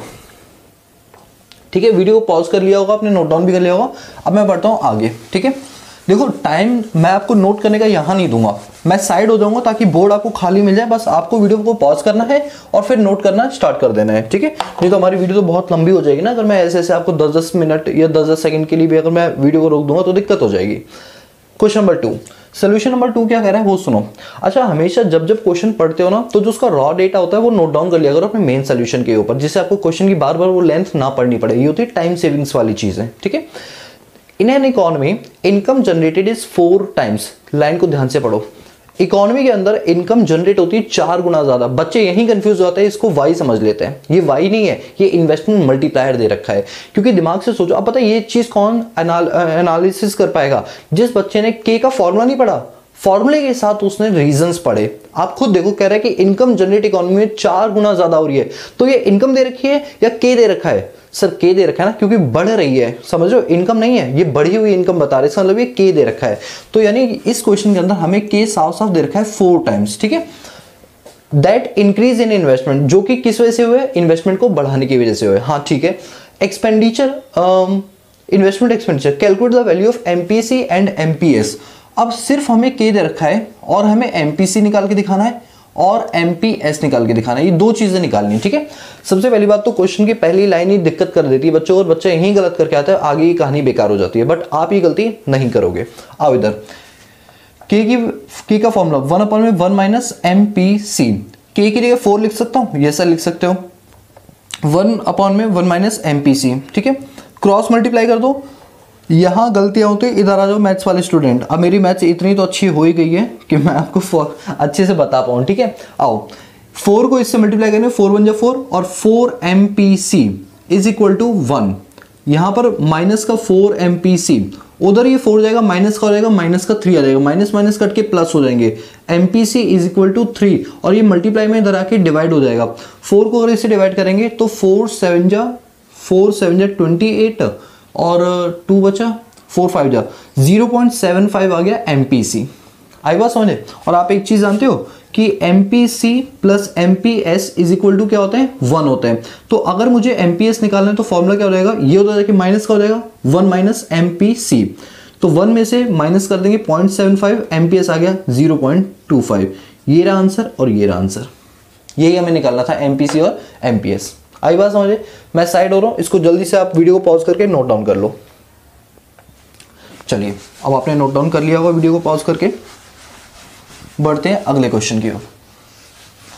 क्वेश्चन का लेवल अब कुछ भी नहीं रह गया, बस अब तो एक टाइम पास हो रहा है हमारे साथ। ठीक है, थर्ड क्वेश्चन देखो, इन एन इकोनॉमी एमपीसी 0.8। ठीक है भाई, इकोनॉमी में जो एमपीसी है वो आपको दे रखा है 0.8। Okay, if the investment increase by 1000 crore, ध्यान से सुनना क्या लिखा हुआ है, increase, if investment increase by 1000 crore, मतलब इंक्रीज मतलब चेंज। अच्छा, इंक्रीज हो या डिक्रीज हो मतलब होता है चेंज। ठीक है, तो ये आई नहीं दे रखा, ये डेल्टा आई दे रखा है। सर आपको कैसे पता चला डेल्टा आई दे रखा है? मुझे ऐसे पता चला बिकॉज वर्ड इंक्रीज है, इंक्रीज मतलब होता है बढ़ना, बढ़ना मतलब बढ़ेगा तो तब जब चेंज आएगा, समझ लो। तो ये डेल्टा आई दे रखा है 1000 करोड़ का। अच्छा जब भी करोड़ जैसी फिगर हो तो आगे सीआर जरूर लगा दिया करो। अब ज्यादा दिमाग मत लगाना। अच्छा सीआर 1000 सीआर, ओके 1000, फिर 2 0, फिर 3 0, फिर 1 0। अब मल्टीप्लाई करो बेटा, इतना सब नहीं करना आपको, ये सिर्फ सीआर को सीआर तक ही रहने दो, ठीक है, बस लिख दो, बस बात खत्म हो गई। इसके बाद क्या दे रखा है, कैलकुलेट करो टोटल इंक्रीज इन इनकम। अच्छा इंक्रीज का मतलब क्या हुआ, डेल्टा, ठीक है, डेल्टा वाई निकाल के दिखाना है, डेल्टा वाई। चलो करते हैं। तो यहां पर क्या वैल्यू आएगी, देखो के का फॉर्मूला लगाओ 1/1 माइनस एमपीसी, ठीक है, एमपीसी कितना है 0.8, अगर हम करेंगे तो ये 0.2 आ जाएगा, पॉइंट हटाएंगे एक जीरो पर, तो के की वैल्यू आ गई 5, के की वैल्यू कितनी आ गई 5 आ गई। मुझे 5 सेकंड का टाइम देना है, इसमें इंक और डाल लूँ मैं। इसके बाद के की वैल्यू यहाँ पर कितनी आ गई 5 आ गई। क्या क्वेश्चन ने के मांगा था, नहीं मांगा था, बट हमने फिर भी निकाला, उसके पीछे भी एक रीजन है क्यों निकाला, क्योंकि मुझे जो डेल्टा वाई निकालना है ना, डेल्टा वाई के लिए कोई फॉर्मूला नहीं है, बट मुझे इतना पता है कि के एक फॉर्मूले में डेल्टा वाई का जिक्र होता है, और वो क्या होता है जानते हो, के का एक फॉर्मूला जानते हो ना, डेल्टा वाई अपॉन में डेल्टा आई। तो अगर मुझे के पता चल जाए, मुझे डेल्टा आई पता चल जाए, तो डेल्टा वाई निकल जाएगा। हाँ तो के मुझे पता चल गया 5, ये देखो यहां से उठा लिया, डेल्टा वाई तो मुझे निकालना ही है, और डेल्टा आई क्वेश्चन में दे रखा है थाउजेंड्स करोड़ का, ठीक है, क्रॉस मल्टीप्लाई करा देंगे, डेल्टा वाई आ जाएगा आपका 5000 करोड़, और लास्ट में सीआर जरूर लिख देना, ठीक है। तो बस इस तरीके से हमारा डेल्टा वाई आ गया कितना 5000 करोड़ का। बोलो क्लियर है, मैं साइड हो रहा हूं, इसको आप नोट डाउन कर लो। चलो आई होप कि आपने इसको जो है नोट डाउन कर लिया होगा वीडियो को पॉज करके। चलिए भाई ये भी हो गया हमारा, ये हमने कौन सा किया, थर्ड क्वेश्चन। फोर्थ क्वेश्चन पर आते हैं। क्वेश्चन नंबर 4 क्या कर रहा है कि इकोनॉमी के अंदर 60% increase in income is spend on consumption. ध्यान से सुनो क्या लिखा है, 60% हम अपनी इनकम का 60% हम अपनी इनकम का कंजम्पशन पे खर्च कर देते हैं, ठीक है भाई, 60% अपनी इनकम का कंजम्पशन पे खर्च। एक मिनट, मुझे कुछ ये लाइन ना दिक्कत भरी लग रही है, एक मिनट मुझे टाइम देना। ठीक है, सही है वैसे तो। अब इस पॉइंट को समझने के लिए आराम से क्वेश्चन को पढ़ना। इकोनॉमी के अंदर 60% हम अपनी इनकम का खर्च कर देते हैं, यानी अगर हमारी इनकम 100% है, 60% खर्च कर देते हैं। बताओ इसे क्या बोलते हैं, इसे एपीसी बोलते हैं। क्या बोलते हैं, एपीसी। बट यहां पे वर्ड क्या लिखा है, इंक्रीज, और जब भी इंक्रीज या डिक्रीज होता है उसका मतलब क्या होता है, डेल्टा। डेल्टा मतलब क्या होता है, मार्जिनल, यानी ये एपीसी नहीं, ये एमपीसी दे रखा है। आई ना बात समझे। अगर क्वेश्चन सिर्फ ये बोलता ना कि 60% वो अपनी इनकम का खर्च कर देता है, तो मैं इस वर्ड को एपीसी बोल देता। उसने कहा 60% अपनी इंक्रीज इन इनकम का खर्च कर देता है, तो इंक्रीज मतलब चेंज, चेंज मतलब डेल्टा, इसका मतलब वो एम की बात कर रहा है और सी की बात कर रहा है, यानी MPC, marginal propensity to consume. Ultimately 60% MPC आपको दे रखा है, ठीक है, कि वो अपनी increase in income, additional income का 60% वो खर्च कर देता है। देखो कंजम्पशन एक्सपेंडिचर लिखा हुआ है, तो ये आपका बन गया एमपीसी। अब एक बात बताओ, ये जो एमपीसी है वो कितना है, 60%। 60 अपॉन में 100 करोगे 0.6 आ जाएगा, तो एमपीसी आपको दे रखा है 0.6। If 4 crore are invested in a project, अगर हम 4 करोड़ रुपए इन्वेस्ट करते हैं प्रोजेक्ट में, मतलब आई हमें दे रखा है 4 करोड़ का। Find out the increase in income and savings, हमें क्या निकालना है, इंक्रीज इन इनकम और सेविंग्स निकालना है। अच्छा एक बात याद रखना, ये डेल्टा आई दे रखा है, क्योंकि देखो क्या लिखा हुआ है, ये इंक्रीज वर्ड जो है ना, इंक्रीज इन इनकम, वो इंक्रीज वर्ड यहां भी है साथ में, ये बात याद रखना। इंक्रीज इन इनकम जो है वो उसके साथ भी, और इंक्रीज इन इन्वेस्टमेंट भी उसी के साथ है, ठीक है। यानी डेल्टा वाई आई दे रखा है 4 करोड़, और हमें क्या फाइंड आउट करना है, हमें फाइंड आउट करना है, ध्यान दो, increase in income and increase in savings, मतलब डेल्टा वाई और डेल्टा एस, दो चीजें निकालनी है, डेल्टा वाई और डेल्टा एस, ये दो चीजें हमें इसमें क्या करनी है, फाइंड आउट करके दिखानी है, ठीक है भाई। अब कर लेते हैं। गलतियां क्या हो जाती हैं, गलती बस यही होती है कि इंक्रीज को हम इग्नोर मार देते हैं, हम सिर्फ वाई एंड एस देख लेते हैं कि वाई निकालना है और एस निकालना है। जब भी इंक्रीज या डिक्रीज वर्ड लिखा होता है, वैसे जनरली इंक्रीज वर्ड ही मिलेगा, तो हमेशा उस जगह डेल्टा वर्ड यूज करेंगे। डेल्टा मतलब जो भी चेंज हुआ है, ठीक है। चलो अब करते हैं इसका सोल्यूशन। सबसे अच्छा अब बात ये उठती है, सर हम स्टार्टिंग कहां से करें। देखो एक बात बताऊं, आप ना हमेशा पहले के निकाल लिया करो, क्योंकि के निकालने से ना कई सारी चीजें हमारी सॉल्व हो जाती हैं बड़ी आसानी से। हमेशा के निकाल लो, जब इस टाइप के क्वेश्चन आए तो के तो निकाल ही लो, ठीक है। तो हम के निकाल लेते हैं, मतलब इन्वेस्टमेंट मल्टीप्लायर 1/1 माइनस एमपीसी, ठीक है। तो 1/1 माइनस एमपीसी कितना है 0.6, तो ये कितना आ गया 0.4 आ गया, एक जीरो पॉइंट हटाएंगे, एक जीरो ऊपर आ जाएगा, दिस इज 2.5, तो के की वैल्यू कितनी आ गई 2.5 आ गई। हम जानते हैं k का एक फॉर्मूला होता है डेल्टा y अपॉन में डेल्टा i। अगर हमारे पास k दे रखा है 2.5, डेल्टा y हमें पता नहीं है, बट डेल्टा i तो हमें पता है 4 करोड़ का। यहाँ से हम इसको क्रॉस मल्टीप्लाई कर रहे हैं तो डेल्टा i आ जाएगा 4 2 8, दिस इज 10। ये कितना आ जाएगा? 10 आ जाएगा। डेल्टा वाई हमने निकाल लिया, 10 आ गया। अब डेल्टा एस कैसे निकालें? तो डेल्टा एस ऐसे निकाल लेंगे कि आप जानते हो, अच्छा एक बार डेल्टा एस का मैंने अभी तक कोई फॉर्मूला आपको कराया नहीं कराया।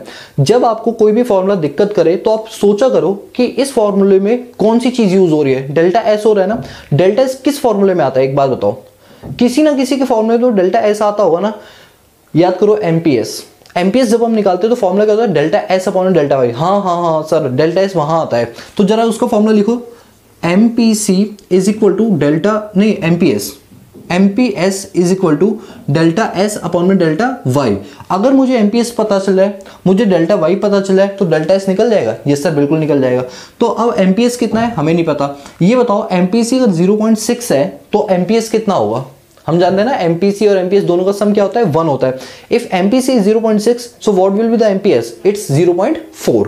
तो ये 0.4 क्या निकाल के दिखाऊंगा? समझ गए आप लोग? जरूरत नहीं से निकालनी, बस आपको समझ आ गया कि एमपीसी 0.6 है तो एमपीएस 0.4 है, बिकॉज दोनों का सम 1 के बराबर होता है। तो ये आ गया 0.4।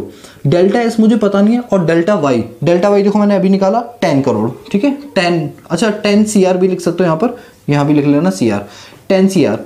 अब यहाँ पर करेंगे तो डेल्टा एस हमारा आ जाएगा 4 करोड़ का। मल्टीप्लाई करवा दिया, डेल्टा एस भी आ गया। अब बताओ यहाँ तक कोई दिक्कत आप लोगों को? दिक्कत होनी नहीं चाहिए, बहुत ही सिंपल था ये, ठीक है। थोड़ा सा दिमाग लगाना पड़ेगा कि फॉर्मूला हम पहले कौन सा लगाएंगे, दूसरा कौन सा लगाएंगे, क्योंकि बच्चे कंफ्यूज होते हैं कि सर डेल्टा एस का तो कोई फॉर्मूला ही नहीं होता। मैं भी कहाँ कह रहा हूँ कोई फॉर्मूला होता है, बट हाँ डेल्टा एस कहाँ यूज होता है उसको निकाल लो और बाद में वैल्यू पुट करके क्रॉस मल्टीप्लाई वगैरह करके आपका आंसर आ जाएगा। यहाँ तक की चीजें क्लियर है? मैं साइड हो रहा हूँ, इसको नोट कर लो वीडियो को पॉज करके, ठीक है, और फिर मैं इसको जो है आगे बढ़ाता हूँ। तो ये क्वेश्चन नंबर 4 भी हमारा हो गया। अब हम आते हैं क्वेश्चन नंबर 5 की ओर, ठीक है। क्वेश्चन नंबर 5 देखो हमसे क्या कहता है। क्वेश्चन नंबर 5, चलो भाई क्वेश्चन नंबर 5 की ओर आते हैं। 5 कह रहे हैं कि इन an economy actual level of income, हमारी इकोनॉमी में एक्चुअल लेवल ऑफ इनकम जो है वो 500 करोड़ की है, ठीक है। डेल्टा आई वाई नहीं दे रखा, सिर्फ इनकम की बात की गई है। चेंज तो कुछ लिखा ही नहीं है तो डेल्टा नहीं होगा, फिर ये सिंपल वाई होगा, ठीक है। वाई हमें दे रखा है 500 करोड़ का। कितने का? 500 करोड़ का दे रखा है। Whereas the full employment level income is 800 crore. अच्छा, in an economy actual level of income is 500, where full employment level income is 800 crore. अच्छा एक मिनट, मुझे कुछ क्वेश्चन में जो है डाउट सा लग रहा है, क्लियर कर लेते हैं, ठीक है। तो उसने कहा कि जो हमारी पहले इनकम थी वो 500 करोड़ थी, अब ये इनकम कितनी हो गई है? 800 करोड़ हो गई है, ठीक है भाई, कोई दिक्कत नहीं है। अगर इकोनॉमी में actual level of income 500 crore है, लेकिन फुल एम्प्लॉयमेंट लेवल पे, अच्छा फुल एम्प्लॉयमेंट लेवल क्या होता है? ये वो लेवल होता है जिस पर इकोनॉमी के हर व्यक्ति का एम्प्लॉयमेंट लेवल, मतलब एग्रीगेट डिमांड और एग्रीगेट सप्लाई दोनों क्या होते हैं? बराबर होता है। वैसे थ्योरी का क्वेश्चन है, मतलब थ्योरी में आपको बताऊंगा फुल एम्प्लॉयमेंट का मतलब क्या होता है, बट अभी न्यूमेरिकल में एक लाइन है तो बस ये मान के चलो कि फुल एम्प्लॉयमेंट लेवल वो लेवल होता है जहां पर एग्रीगेट डिमांड और एग्रीगेट सप्लाई दोनों क्या होती है? बराबर होती है। समझ आई बात? आगे लिखा हुआ है if 1/4 of additional income is saved. ये पॉइंट दिक्कत करेगा आपको, पढ़ो। If 1/4 of additional income is saved, इसका मतलब क्या हुआ? अच्छा ध्यान से सुनो, एडिशनल का मतलब क्या होता है बताओ? डेल्टा। एडिशनल का मतलब एडिशनल हो गया, चेंज हो गया, डिक्रीज हो गया, ये सब इनके मतलब क्या होता है? डेल्टा। डेल्टा मतलब क्या होता है? एम, मतलब मार्जिनल। तो यानी मुझे समझ आएगी कुछ एम करके बोल रहा है। आगे क्या लिखा हुआ है? सेव्ड। सेव्ड मतलब कौन सी रेशियो है? सेविंग्स की रेशियो है। तो प्रोपेंसिटी टू सेव यानी एमपीएस दे रखा है, कितना? 1/4। अच्छा 1/4 को सॉल्व करेंगे तो ये कितना आ जाएगा? 0.25 आ जाएगा। देख रहे हो किस तरीके से हमने एनालिटिकल, और मैंने स्टार्टिंग ही बोली थी इन न्यूमेरिकल्स में थोड़ा सोचना पड़ता है आपको। तो ये लाइन आप प्लीज क्वेश्चन को 2 बार कर लेना जिससे कि आपको दिक्कत ना आए अपने एग्जामिनेशन में, ठीक है। तो if 1/4 of additional income, 1/4 of additional मतलब चेंज बोले तो डेल्टा इज सेव्ड, मतलब डेल्टा एस, मतलब ध्यान से सुनो डेल्टा एस नहीं है बल्कि वो कह रहा है additional income is saved. Additional income is saved मतलब एमपीएस दे रखा है 0.25 और हमें कैलकुलेट करना है डेल्टा आई। क्या कैलकुलेट करना है? डेल्टा आई कैलकुलेट करना है, ठीक है भाई, हम कर देंगे। तो हम क्या निकालेंगे? K is equal to 1/1 minus MPC. अच्छा एक तो ये फॉर्मूला होता है और एक फॉर्मूला और भी होता है, जानते हो कौन सा? 1 अपॉन में एमपीएस, ये वाला भी होता है ना, हाँ सर बिल्कुल होता है, यही वाला फॉर्मूला लगा लो। एमपीएस कितना है 0.25, पॉइंट हटाएंगे 2 0 ऊपर, के की वैल्यू आ जाएगी 4। अब हम के का फॉर्मूला जानते हैं डेल्टा वाई अपॉन में डेल्टा आई, ठीक है, के का फॉर्मूला होता है डेल्टा वाई अपॉन में डेल्टा आई, ठीक है। अब बताओ डेल्टा वाई कितना है, अब आप लोग मुझे बता सकते हो डेल्टा वाई कितना है। सर डेल्टा वाई तो क्वेश्चन में दे ही नहीं रखा, दे रखा है, देखो कैसे, पहले वाई कितना था 500, अब वाई कितना है 800, तो चेंज कितना आया 300, तो दैट इज डेल्टा वाई। इसीलिए तो अब इनकम दो दे रखी थी, समझे। और डेल्टा आई तो हमें पता नहीं है, के हमने निकाल लिया 4, क्रॉस मल्टीप्लाई करा दो तो delta I is equal to 300 divide by 4, तो इसको करेंगे 4 7 28, ये आ गया डेल्टा आई 75 करोड़ का। डेल्टा वाई कितना आ गया 75 करोड़ का आ गया। समझ आया, क्वेश्चन बहुत सिंपल था। साइड हो रहा हूं, नोट करो, फिर मैं आपको और भी क्वेश्चंस कराता हूं। ये हमारा क्वेश्चन नंबर 5 था, ठीक है, नोट कर लो आप लोग। तो चलिए अब हम बढ़ते हैं अपने अगले क्वेश्चंस की ओर। 5 क्वेश्चन कर चुके थे, अब ये 6 7 8 9 क्वेश्चंस हैं, ठीक है। अब इनको करेंगे, 1-1 मिनट के क्वेश्चन है, कोई ज्यादा टाइम नहीं लगता इन क्वेश्चंस को करने में। और मैं चाहता हूं मेरी इस क्लास में ना सारे के सारे न्यूमेरिकल्स कवर हो जाए। चाहूं तो 2-4 करवा के कह दूंगा न्यूमेरिकल्स खत्म हो गए, लेकिन मैं ऐसा बिल्कुल भी नहीं करूंगा। हर चीज बड़े तरीके से करूंगा, बस आपको ना जम के बैठ के देखना है। अगर मान लो ये क्लास 2 घंटे की होती है तो आपको पूरे 2 घंटे यहाँ पर इन्वेस्ट करने हैं, क्योंकि अगर आप 2 घंटे भी जम के नहीं पढ़ पाओगे तो 3 घंटे का एग्जाम कैसे दे पाओगे, वो भी 90+ लाने के लिए। समझ रहे हो ना बात को। तो इसलिए जम के बैठ जाओ, जब मेरी क्लास आती है तो चाहे वो 2 घंटे हो चाहे 10 घंटे हो, पढ़ना है तो मतलब पढ़ना है, और स्किप करके नहीं पढ़ना। पूरी लगातार देखनी वीडियो, 2 बार देखनी बल्कि, क्योंकि हर वीडियो अगर आप 2 बार देखो तो आपके दिमाग में कॉन्सेप्ट्स बैठ जाएंगे। बाकी आपकी अपनी मर्जी है, ठीक है। आओ इधर क्वेश्चन नंबर 6, तो हम सोल्यूशन करेंगे। सबसे पहले सोल्यूशन नंबर 6 का, ठीक है। सोल्यूशन नंबर 6 क्या बोला है वो देखो, कि an increase of 250 crore in investment. अब बताओ ये इंक्रीज वर्ड लिखा हुआ, इसका मतलब क्या हुआ डेल्टा, इसका मतलब क्या हुआ डेल्टा, मतलब डेल्टा आई दे रखा है कितना 250 करोड़, ठीक है। इंक्रीज इन इन्वेस्टमेंट हमें दे रखा है 250 करोड़ का। आगे लिखा हुआ है इसके परिणाम स्वरूप total increase in income 1000 crore, delta Y 1000 crore. देखो क्वेश्चन क्या कह रहा था, अगर हमने अपनी इन्वेस्टमेंट 250 करोड़ से बढ़ा ली तो इसके परिणाम स्वरूप हमारी इनकम 1000 करोड़ से बढ़ जाती है। मतलब डेल्टा आई और डेल्टा वाई ये 2 चीजें दे रखी हैं, और हमें कैलकुलेट करना है ये सारी चीजें, ठीक है।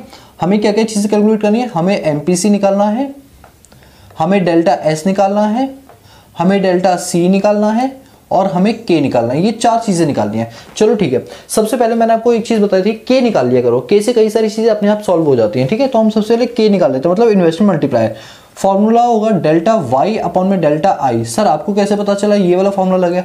देखो मेरे पास जो कंटेंट गिवन है उस हिसाब से फॉर्मूला नंबर 1 लगेगा, 2 तो मैं लगा ही नहीं सकता ना, 1/1 माइनस एमपीसी, क्योंकि एमपीसी दे नहीं रखा मुझे। तो ये वाला फॉर्मूला लगाएंगे, ठीक है।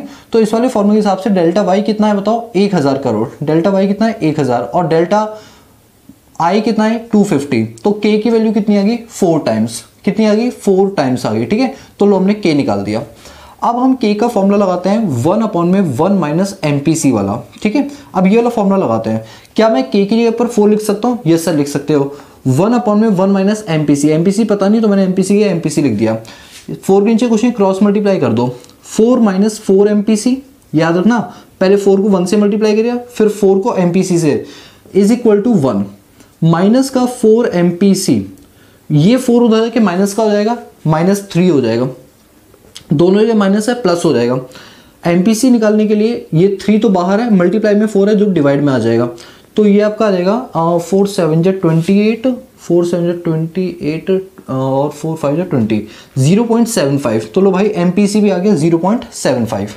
अब हम एक चीज जानते हैं कि एमपीसी का एक फॉर्मूला और होता है डेल्टा सी अपॉन में डेल्टा वाई।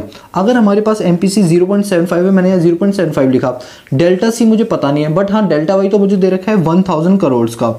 अगर मैं इसको क्रॉस मल्टीप्लाई करा दूं तो डेल्टा सी आ जाएगा मेरे पास 750 करोड़ का। कितना 750 करोड़। तो लो डेल्टा सी भी आ गया।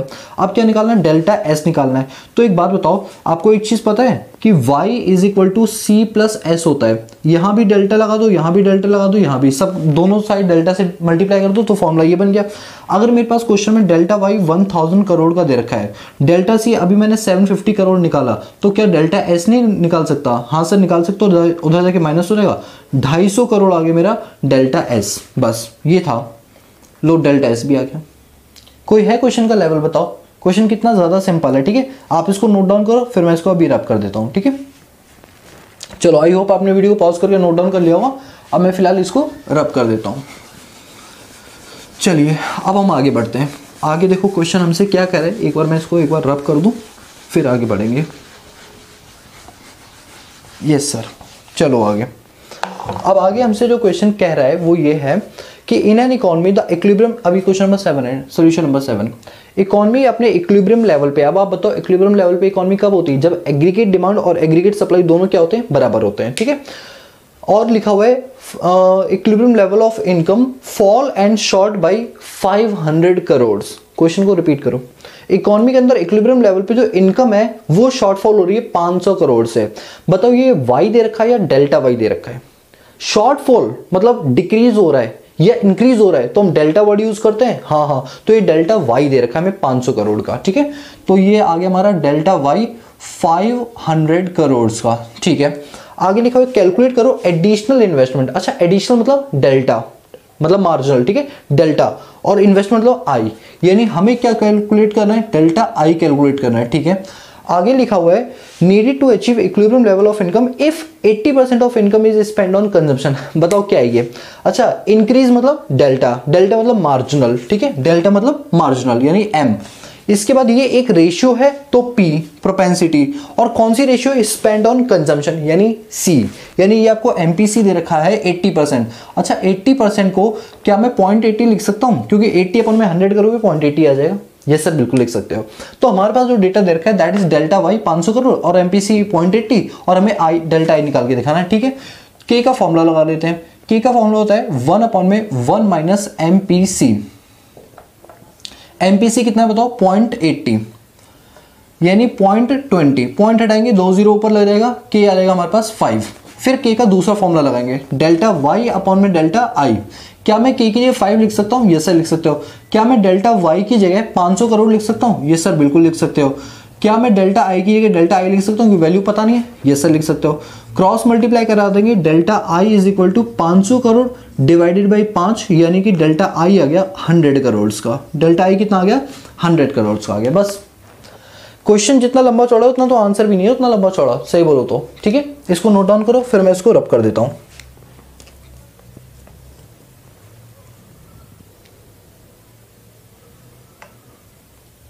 चलो आपने नोट डाउन कर लिया होगा, अब मैं इसको रब कर देता हूं, ठीक है। क्वेश्चन नंबर 7 भी हो गया अब हमारा।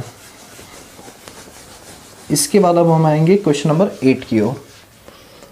क्वेश्चन नंबर 8 पढ़ो। Question number 8, in an economy 75% of increase in income is spend on consumption. क्या बोला है, 75% हमने अपनी बढ़ी हुई इनकम खर्च कर दी किस पर, कंजम्पशन पे। बढ़ी हुई मतलब एम, रेशियो है तो पी, और कंजम्पशन है तो सी, यानी एमपीसी दे रखा है 0, एमपीसी दे रखा है 75%। अच्छा मैं 75% की जगह क्या 0.75 लिख सकता हूँ, यस सर बिल्कुल लिख सकते हो, बात एक है, okay. Investment is increase by 1000 crore. Investment मतलब आई, और इंक्रीज है तो डेल्टा आई, ठीक है। और हमें क्वेश्चन में डेल्टा आई दे रखा है कितना, 1000 करोड़ का। कितना, 1000 करोड़ का। हमें क्या कैलकुलेट करना है, ओए होए,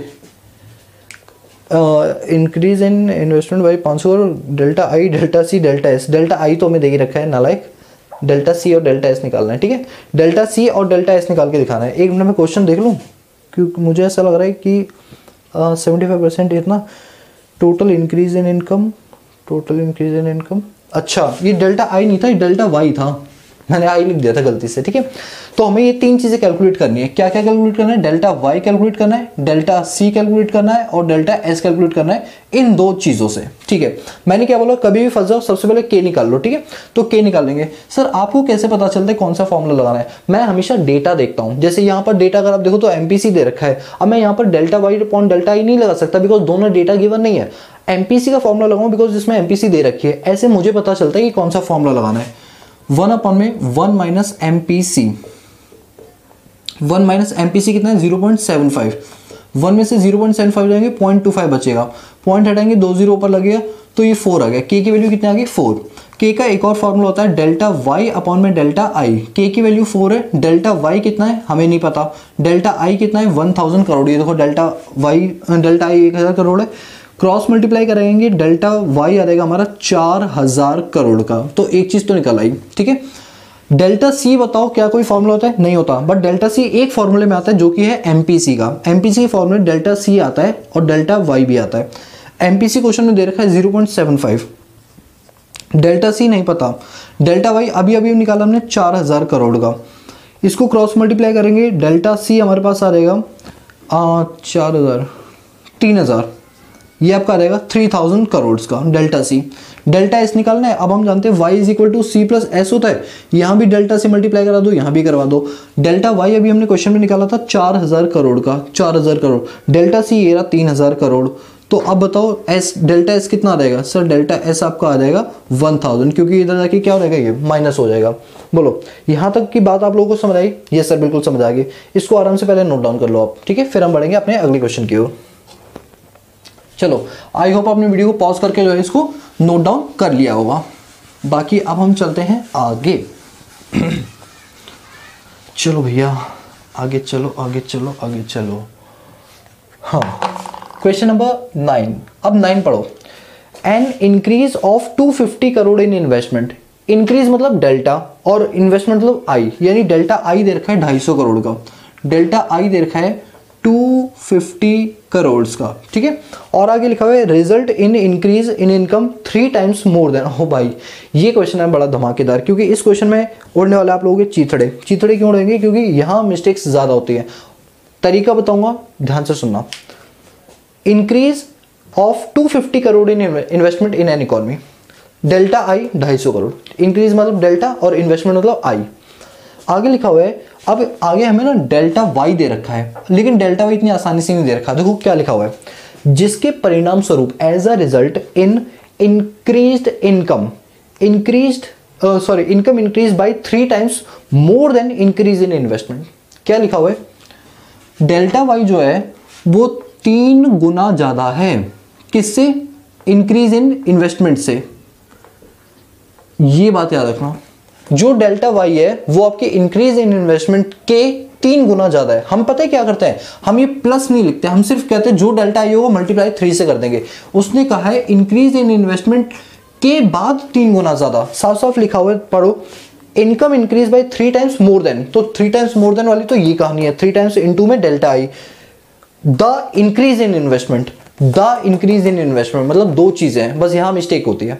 यानी कि अगर मुझे 250 करोड़ इंक्रीज इन इन्वेस्टमेंट दे रखा है, तो 250 करोड़ का 3 गुना ज्यादा क्या है? डेल्टा वाई है। ये कितना आ जाएगा बताओ? 750 और 250, ये आ गया 1000 करोड़। बस, अब क्वेश्चन सिंपल हो गया। यही चीज थी जो आपको गलत करती है, बस। बाकी क्वेश्चन बहुत सिंपल है, ठीक है। अब क्या कैलकुलेट करना है हमें एमपीसी कैलकुलेट करना है, हमें डेल्टा एस कैलकुलेट करना है, हमें डेल्टा सी कैलकुलेट करना है, और हमें के कैलकुलेट करना है। और भी कुछ होता वो भी बता देता, इतना भी क्यों पूछा।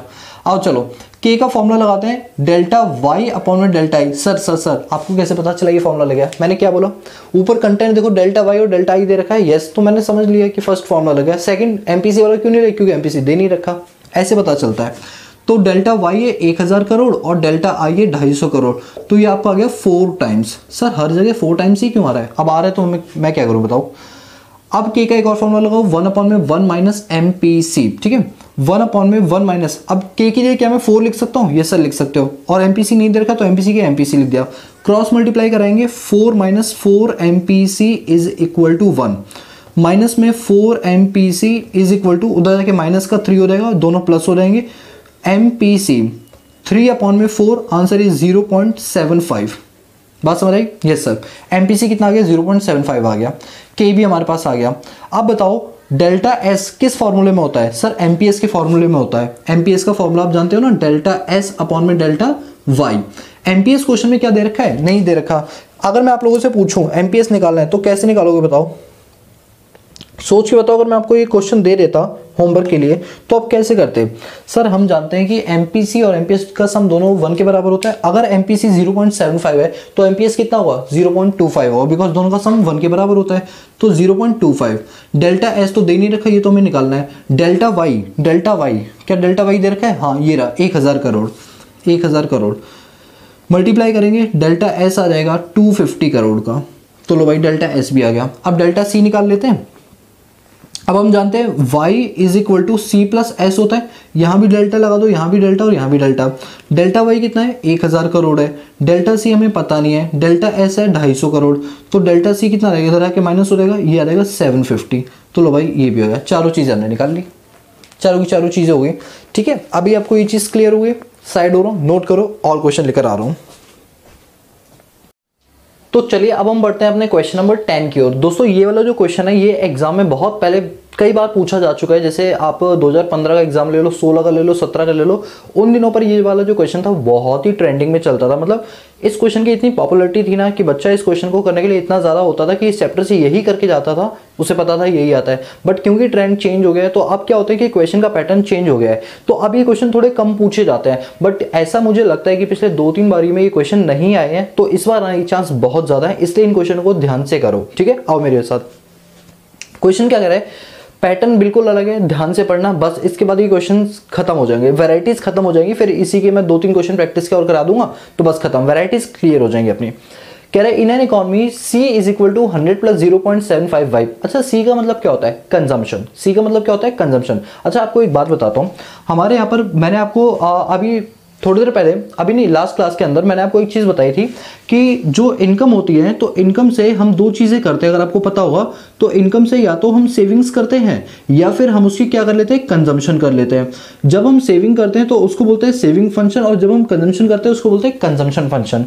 तो जो कंजम्पशन फंक्शन होता है उसका क्या होता है तरीका, वो सुनो।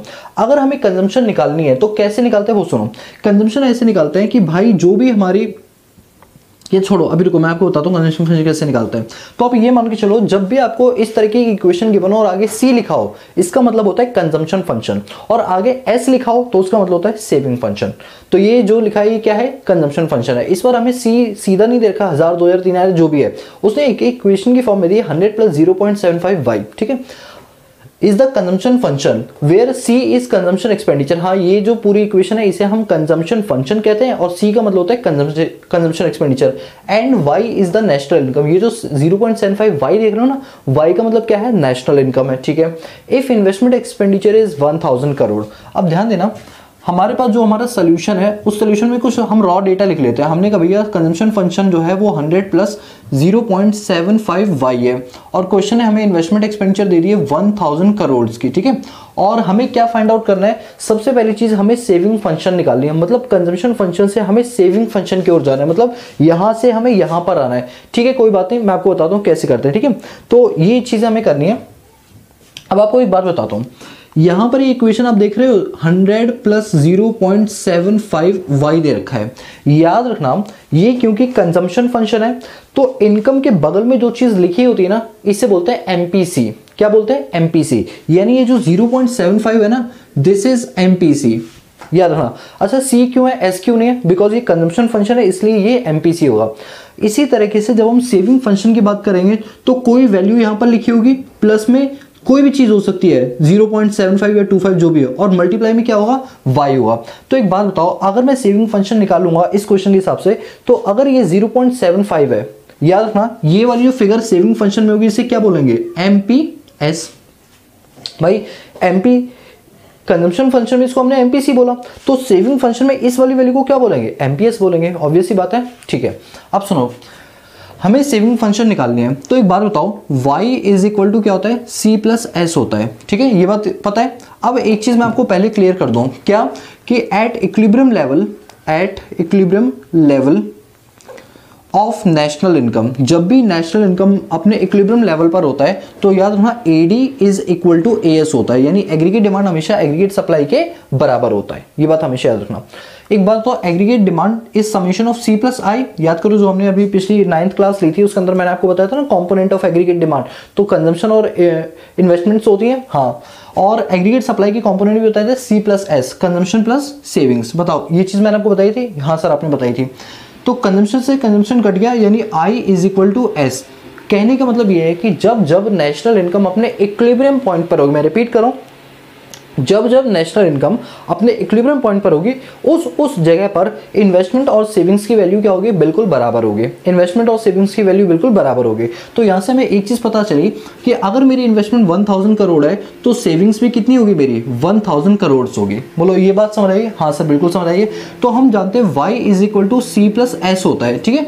अब सुनो y कितना है बताओ सर, y हमें जो दे रखा है वो है कितना, y तो दे ही नहीं रखा, ठीक है भाई y की जगह y रहने दो। c के लिए इक्वेशन पुट कर दो क्योंकि c किसके बराबर है, 100 प्लस 0.75 y के बराबर है। और सेविंग्स, क्या सेविंग्स दे रखी है? हाँ सर सेविंग्स दे रखी है, ये देखो 1000 कितनी है, 1000 से।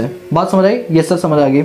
अब सुनो ध्यान से, यहाँ पर अभी हमें क्योंकि इक्वेशन निकालनी है, यहाँ से पता है आपका y निकल के आ जाएगा। अगर हम y निकालना चाहें ना इस क्वेश्चन के अंदर तो हमारा y निकल के आ जाएगा। कैसे? जैसे ये कुछ नहीं तो इसे 1y बोलेंगे, इन दोनों को प्लस कर दो, ये कितना आ जाएगा, इन दोनों प्लस करके 1100 आ जाएगा। कितना आ जाएगा, 1100। और ये 0.75y इधर आके माइनस का हो जाएगा तो कितना बचेगा, 0.25y बचेगा। और अगर क्वेश्चन में हमें y निकालना होता है तो क्या होता है, 1100 डिवाइड बाई 0.25। और अब मैं अपना ब्रह्मास्त्र निकाल लेता हूँ तो 1100 डिवाइडेड बाई 0.25 दिस इज 4400, यानी नेशनल इनकम कितनी आ गई, 4400 आ गई। बोलो यहाँ तक की बात समझ आइए। बट अभी क्वेश्चन ने तो हमसे सेविंग फंक्शन मांगा था, आपने तो नेशनल इनकम निकाल दी, यानी मैंने भी सबसे पहले काम क्या कर दिया, सेकंड पॉइंट निकाल दिया। सेकंड पॉइंट क्या कर रहा था, इक्विलिब्रियम लेवल पे क्या निकालो, नेशनल इनकम निकालो। तो मैंने इक्विलिब्रियम लेवल पे नेशनल निकाली कितनी, 4400। लेकिन अभी भी सेविंग फंक्शन हमने नहीं निकाला है, अभी भी हमने सेविंग फंक्शन नहीं निकाला है। आप चाहो तो पहले इसको आराम से क्या कर लो, नोट डाउन कर लो, ठीक है। अब क्या मैं अभी आगे चल सकता हूं? यस सर आप बिल्कुल आगे चल सकते हो। तो एक काम करता हूं, मैं आपको पहले 2-3 सेकंड का टाइम दे रहा हूं, उसको नोट कर लो आप पहले।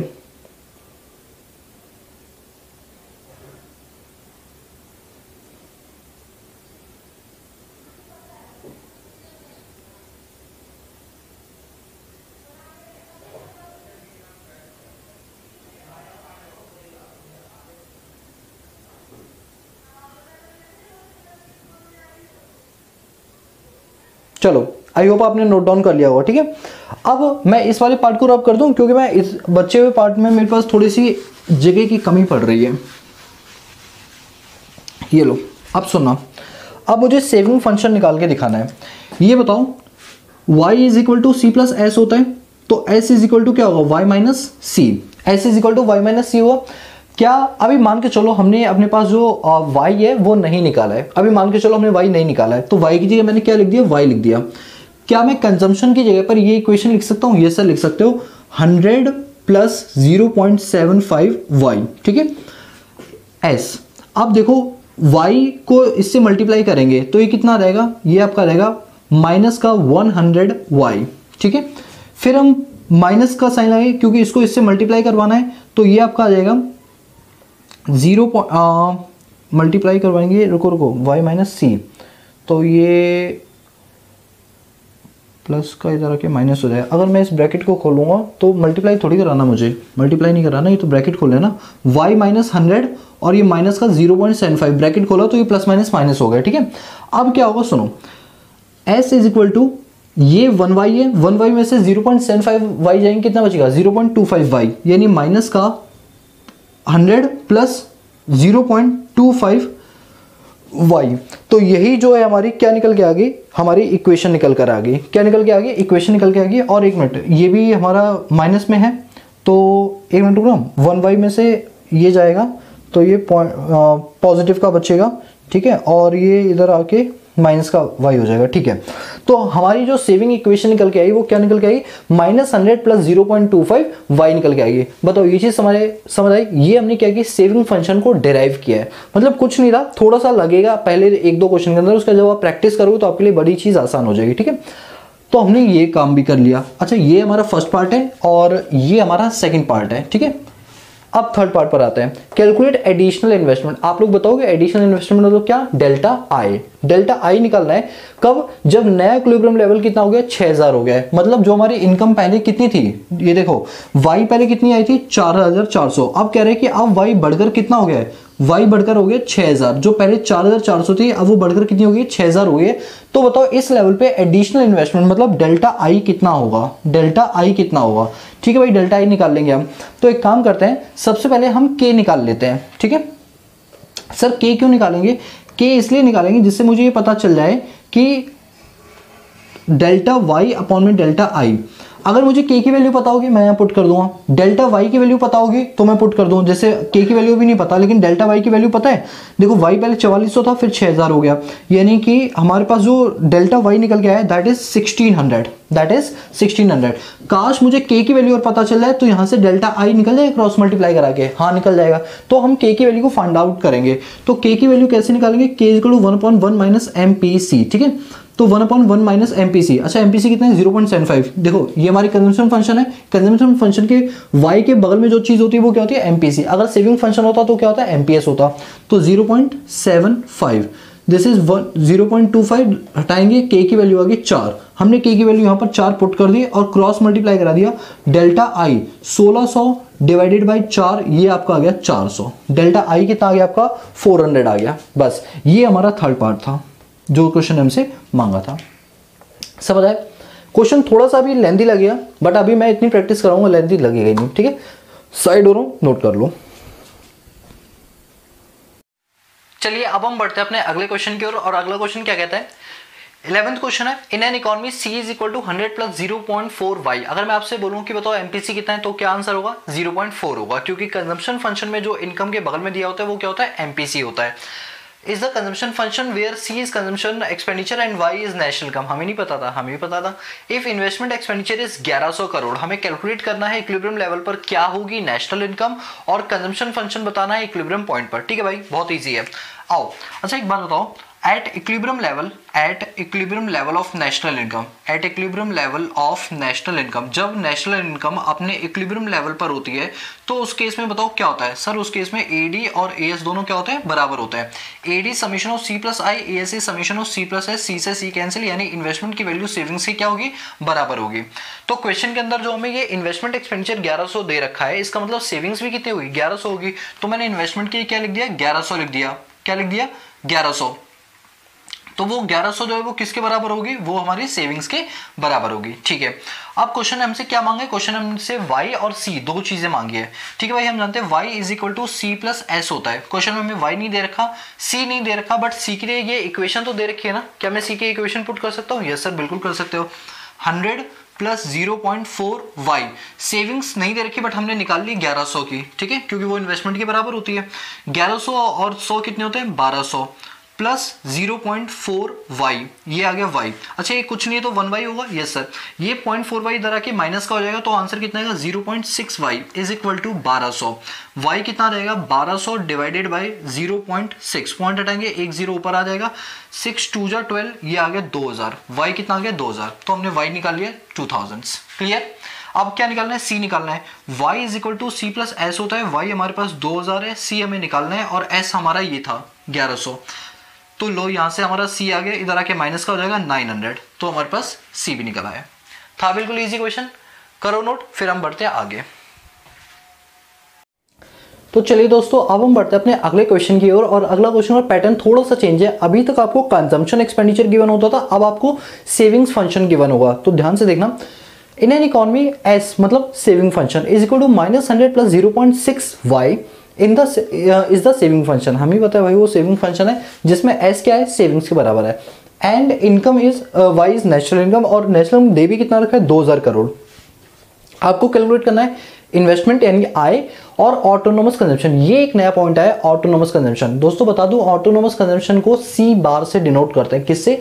सी बार से। मतलब अगर इस तरीके से सी बार लिखा है इसका मतलब ये कंजम्पशन नहीं है, ये ऑटोनोमस कंजम्पशन है। और बता दूं, ऑटोनोमस कंजम्पशन वो कंजम्पशन होती है जब आपका लेवल ऑफ इनकम जीरो हो, स्टिल आप कोई ना कोई कंजम्पशन कर रहे हो, उसको बोलते हैं ऑटोनोमस कंजम्पशन। ठीक है, आपका लेवल ऑफ इनकम जीरो है, स्टिल आप कुछ ना कुछ कंजम्पशन कर रहे हो, that is autonomous consumption. Right, चलो अब एक बात बताओ, हमारे पास सेविंग फंक्शन दे रखा है s is equal to minus का 100 प्लस 0.6y, और आपको y भी दे रखा है, कितना है? 2000 करोड़ का। तो एक काम करते हैं, इस y को इसमें पुट कर देते हैं तो सेविंग्स निकल आएगा। हाँ सर बिल्कुल सही कहा। तो हमने क्या किया, -100 प्लस 0.6y में y की वैल्यू कितनी है? 2000 पुट कर दी। तो माइनस का 100 प्लस 6 2 12, 1200, ये आपका आ गया पॉजिटिव का 1100। सेविंग्स कितनी आएगी? पॉजिटिव की 1100। बताओ ये चीज समझ आई? Yes sir. अब अगर आपको सेविंग पता चल गई तो आप एक चीज जानते हो क्या, कि एट इक्विलिब्रियम नेशनल इनकम, जब नेशनल इनकम अपने इक्विलिब्रियम पॉइंट पर होता है उस जगह जो एडी होता है और जो एस होता है वो बराबर होता है। AD summation of C plus I, AS summation of C plus S, यानी I is equal to S होता है। तो अगर हमारे पास एस कितना दे रखा है एस कितना निकाल लिया हमने 1100 करोड़, तो जो 1100 करोड़ हमारी एस आई है ये किसके बराबर है, आई के बराबर है। तो इससे हमारी आई निकल आई, इन्वेस्टमेंट निकल आई कितनी 1100 करोड़। बट अभी हमें ऑटोनोमस कंजम्पशन निकालना है। आप बात को ध्यान से सुनेंगे, ठीक है। अच्छा एक बात बताओ, ये सेविंग फंक्शन है, सेविंग फंक्शन के वाई के ब्रैकेट में जो लिखा हुआ है ये क्या है बताओ, एमपीसी एमपीएस। सर ये है एमपीएस, बिल्कुल सही कहा। अब एक बात सुनो, C is equal to C bar plus M P C into में वाई, ये एक इक्वेशन होती है। C मतलब होता है कंजम्पशन, सी बार मतलब होता है ऑटोनोमस कंजम्पशन, एमपीसी आप जानते हो क्या होता है, वाई मतलब इनकम आप जानते हो। अच्छा एक बात बताओ, अगर इस इक्वेशन में हम वैल्यूज पुट कर दें तो क्या सी बार निकल आएगा, क्योंकि अगला पार्ट हमारा क्या है, ऑटोनोमस कंजम्पशन को फाइंड आउट करना। बात समझ रहे हो? Yes sir. तो क्वेश्चन में अगर सी पता चला है तो बात बन जाए। तो एक काम करते हैं, हम जानते हैं y is equal to C plus S होता है। अब हमारे पास y कितना है 2000 करोड़ है, c हमें पता नहीं है, सेविंग्स 1100 करोड़ है, तो बताओ c कितना आ जाएगा 900 करोड़ आ जाएगा। कितना आ जाएगा 900 करोड़। तो मैं c के कितना पुट कर दूंगा 900 करोड़। c बार ऑटोनोमस कंजम्पशन तो हमें निकालना है, एमपीसी कौन बताएगा एमपीसी कितना है, 0.6 अगर एमपीएस है तो एमपीसी कितना होगा 0.4, बिकॉज एमपीसी और एमपीएस का सम किसके बराबर होता है 1 के बराबर होता है। अगर ये 0.6 है तो एमपीसी कितना होगा 0.4, तो यहां पर आ गया 0.4। और y कितना है, y हमारा 2000, तो इस तरीके से हमारा ऑटोनोमस कंजम्पशन भी निकल आएगा। 900 इज इक्वल टू सी बार, इसको इससे मल्टीप्लाई करेंगे 800 आ जाएगा। सी बार उधर जाके ये इधर आके माइनस हो जाएगा, सी बार कितना आ गया 100, यानी कि ऑटोनोमस कंजम्पशन भी कितना आ गया 100 आ गया। समझ आई बात? बहुत सिंपल है, नोट करो। बढ़ते हैं अगले क्वेश्चन की ओर। तो चलिए अब हम आज की क्लास का लास्ट क्वेश्चन करते हैं। लास्ट है, डोंट वरी, अब हमारे सारे वैरायटीज कंप्लीट हो गई हैं, इसलिए आप टेंशन लेने की तो कोई दिक्कत ही नहीं है, ठीक है। देखो in an economy saving function दे रखा है S is equal to -250 plus 0.25 Y, ठीक है भाई। तो देखो हमें सेविंग फंक्शन दे रखा है S is equal to -250 plus 0.25 Y, और प्लान्ड इन्वेस्टमेंट हमें दे रखी है 2000 रुपयों की, 2000 करोड़ की। हमें कैलकुलेट करना है इक्विलिब्रियम लेवल पे नेशनल इनकम और एडी बताना है कब, जब हमारे इनकम का लेवल कितना है 5000 है। जब हमारी इनकम का लेवल 5000 है तो उस टाइम पर एडी क्या होगा हमें ये बताना है। ये दो चीजें हमें फाइंड आउट करके दिखानी है। ये थोड़ा नया टाइप का वैरायटी था, मैं सोचा इसको भी करवा देते हैं ताकि कोई भी एग्जाम में क्वेश्चन आए तो आप दिक्कत ना करो।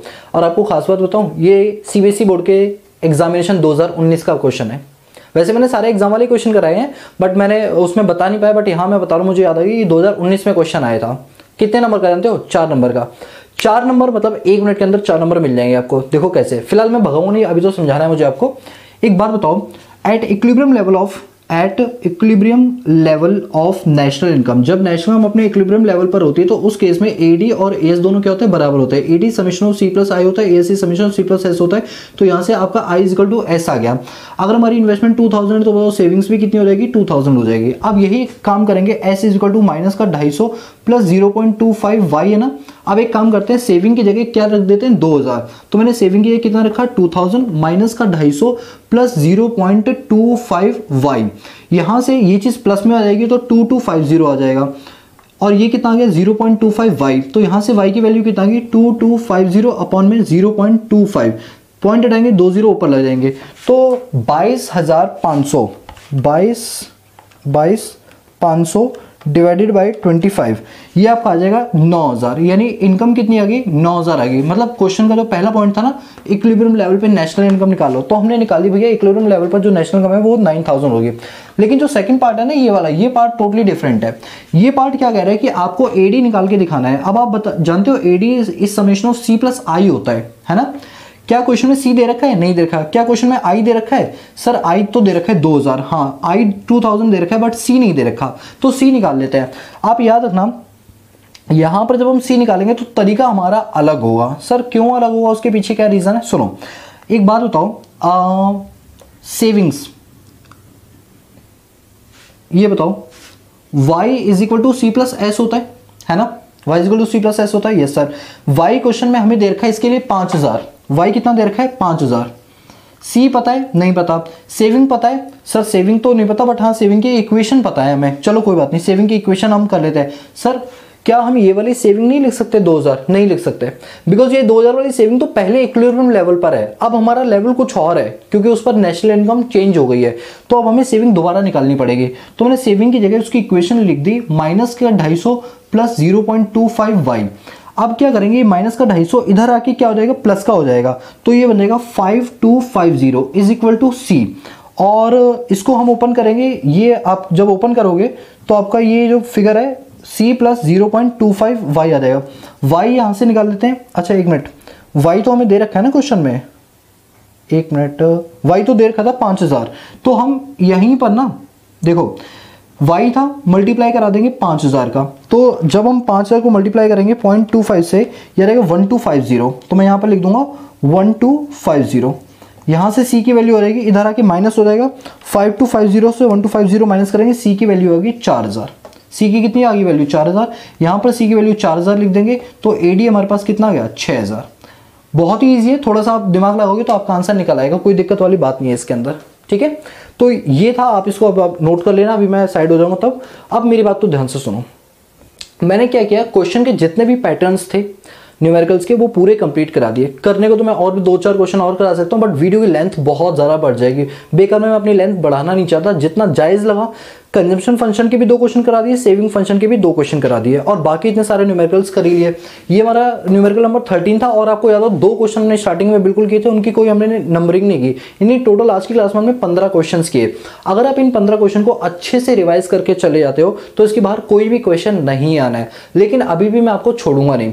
अभी जैसी वीडियो एंड होगी ना, वीडियो के एंड पे मैंने आपके लिए कई सारे क्वेश्चन रखे हैं, और उनको आप सॉल्व करके मुझे भेजोगे, कई सारे क्वेश्चन है प्रैक्टिस के लिए। बाकी देखो, जो गधे हैं वो मत करना, और जो घोड़े की तरह दौड़ना चाहते हैं वो इन क्वेश्चन को जरूर करेंगे, और मुझे इस वाले नंबर पे सेंड भी करेंगे न्यूमेरिकल्स। अब एक बात बोलता हूं, आप सेंड करते हो, कभी कभी मैं रिप्लाई नहीं दे पाता, तो उसके लिए आई एम रियली सॉरी। इतने सारे रिप्लाईज हो जाते हैं कि उनको संभाल पाना मेरे लिए मुश्किल होता है कि मैं अपनी क्लास पर ध्यान दूं या मैं रिप्लाईज पर ध्यान दूं। अब रिप्लाई हमारे जो कोऑर्डिनेटर्स हैं उनको अगर मैं बोल दूं कि तुम लोग संभालो, तो वो लोग क्या संभालेंगे यार, वो थोड़ी जानते कि क्या सोल्यूशन है क्या नहीं, वो तो मुझे ही संभालना पड़ेगा। तो अल्टीमेटली सोल्यूशन मुझे ही देखना होता है। तो कभी कभी आपने कई सारे लोगों ने मैसेज किया हुए जिनके मैं रिप्लाई नहीं दे पाता, तो I am really sorry. Reason होता है बहुत ज़्यादा प्रेशर होता है, क्लास शूट भी करनी है, फिर अकाउंट्स की भी वीडियोस शूट करनी होती है, तो इस टाइम मेरे ऊपर प्रेशर कुछ ज़्यादा है, इसलिए मैं रिप्लाई ना दूँ तो गुस्सा बिल्कुल भी मत होना। बाकी मैं कभी जब टाइम मिलता है ज़रूर देख लेता हूँ, कोशिश होती है मेरी रात के 12-1 बजे जब मैं फ्री होता हूँ तब जाकर मैं सबके रिप्लाई देख लेता हूँ, बट स्टिल हम्बल रिक्वेस्ट है, बुरा मत मानना। तो अभी लास्ट में मैं आपको क्या करूँगा, क्वेश्चन डिस्प्ले कर दूंगा, आप उन क्वेश्चन के आंसर करके मुझे दोगे, ठीक है। तो दोस्तों, अब जैसा कि अब मैं आपको एक बात बता दूं कि अभी जस्ट हमने एक अकाउंटेंसी का क्रैश कोर्स रखा हुआ है जो हमारी मोबाइल एप्लीकेशन पर है। तो आप हमारी मोबाइल एप्लीकेशन जिसका नाम इकोनॉमिक्स ईजी डाउनलोड कर सकते हैं गूगल प्ले स्टोर से। बाद में उसके स्टोर ऑप्शन में जाके आप देख सकते हैं, वहां पर अकाउंट्स का एक क्रैश कोर्स भी डाला हुआ है, और उस क्रैश कोर्स को भी आप देख सकते हैं। इवन हमने बिजनेस स्टडीज का भी कोर्स उस पर डाला हुआ है। तो अगर आप इंटरेस्टेड हो तो एक बार जरूर देख सकते हैं, विजिट कर लेना। अगर अच्छा लगे तो अच्छी बात है, नहीं अच्छा लगे तो कोई बात नहीं, जैसा चल रहा है वैसे चलने देना, ठीक है। तो आज के लिए इतना ही। So guys, if you like the video, give a big thumbs up and also subscribe the channel and press the bell icon so that you notify all the time when I post new video on this YouTube channel। जाना नहीं है क्योंकि अभी मैं question display करने वाला हूं। So guys, आज के लिए पीस आउट।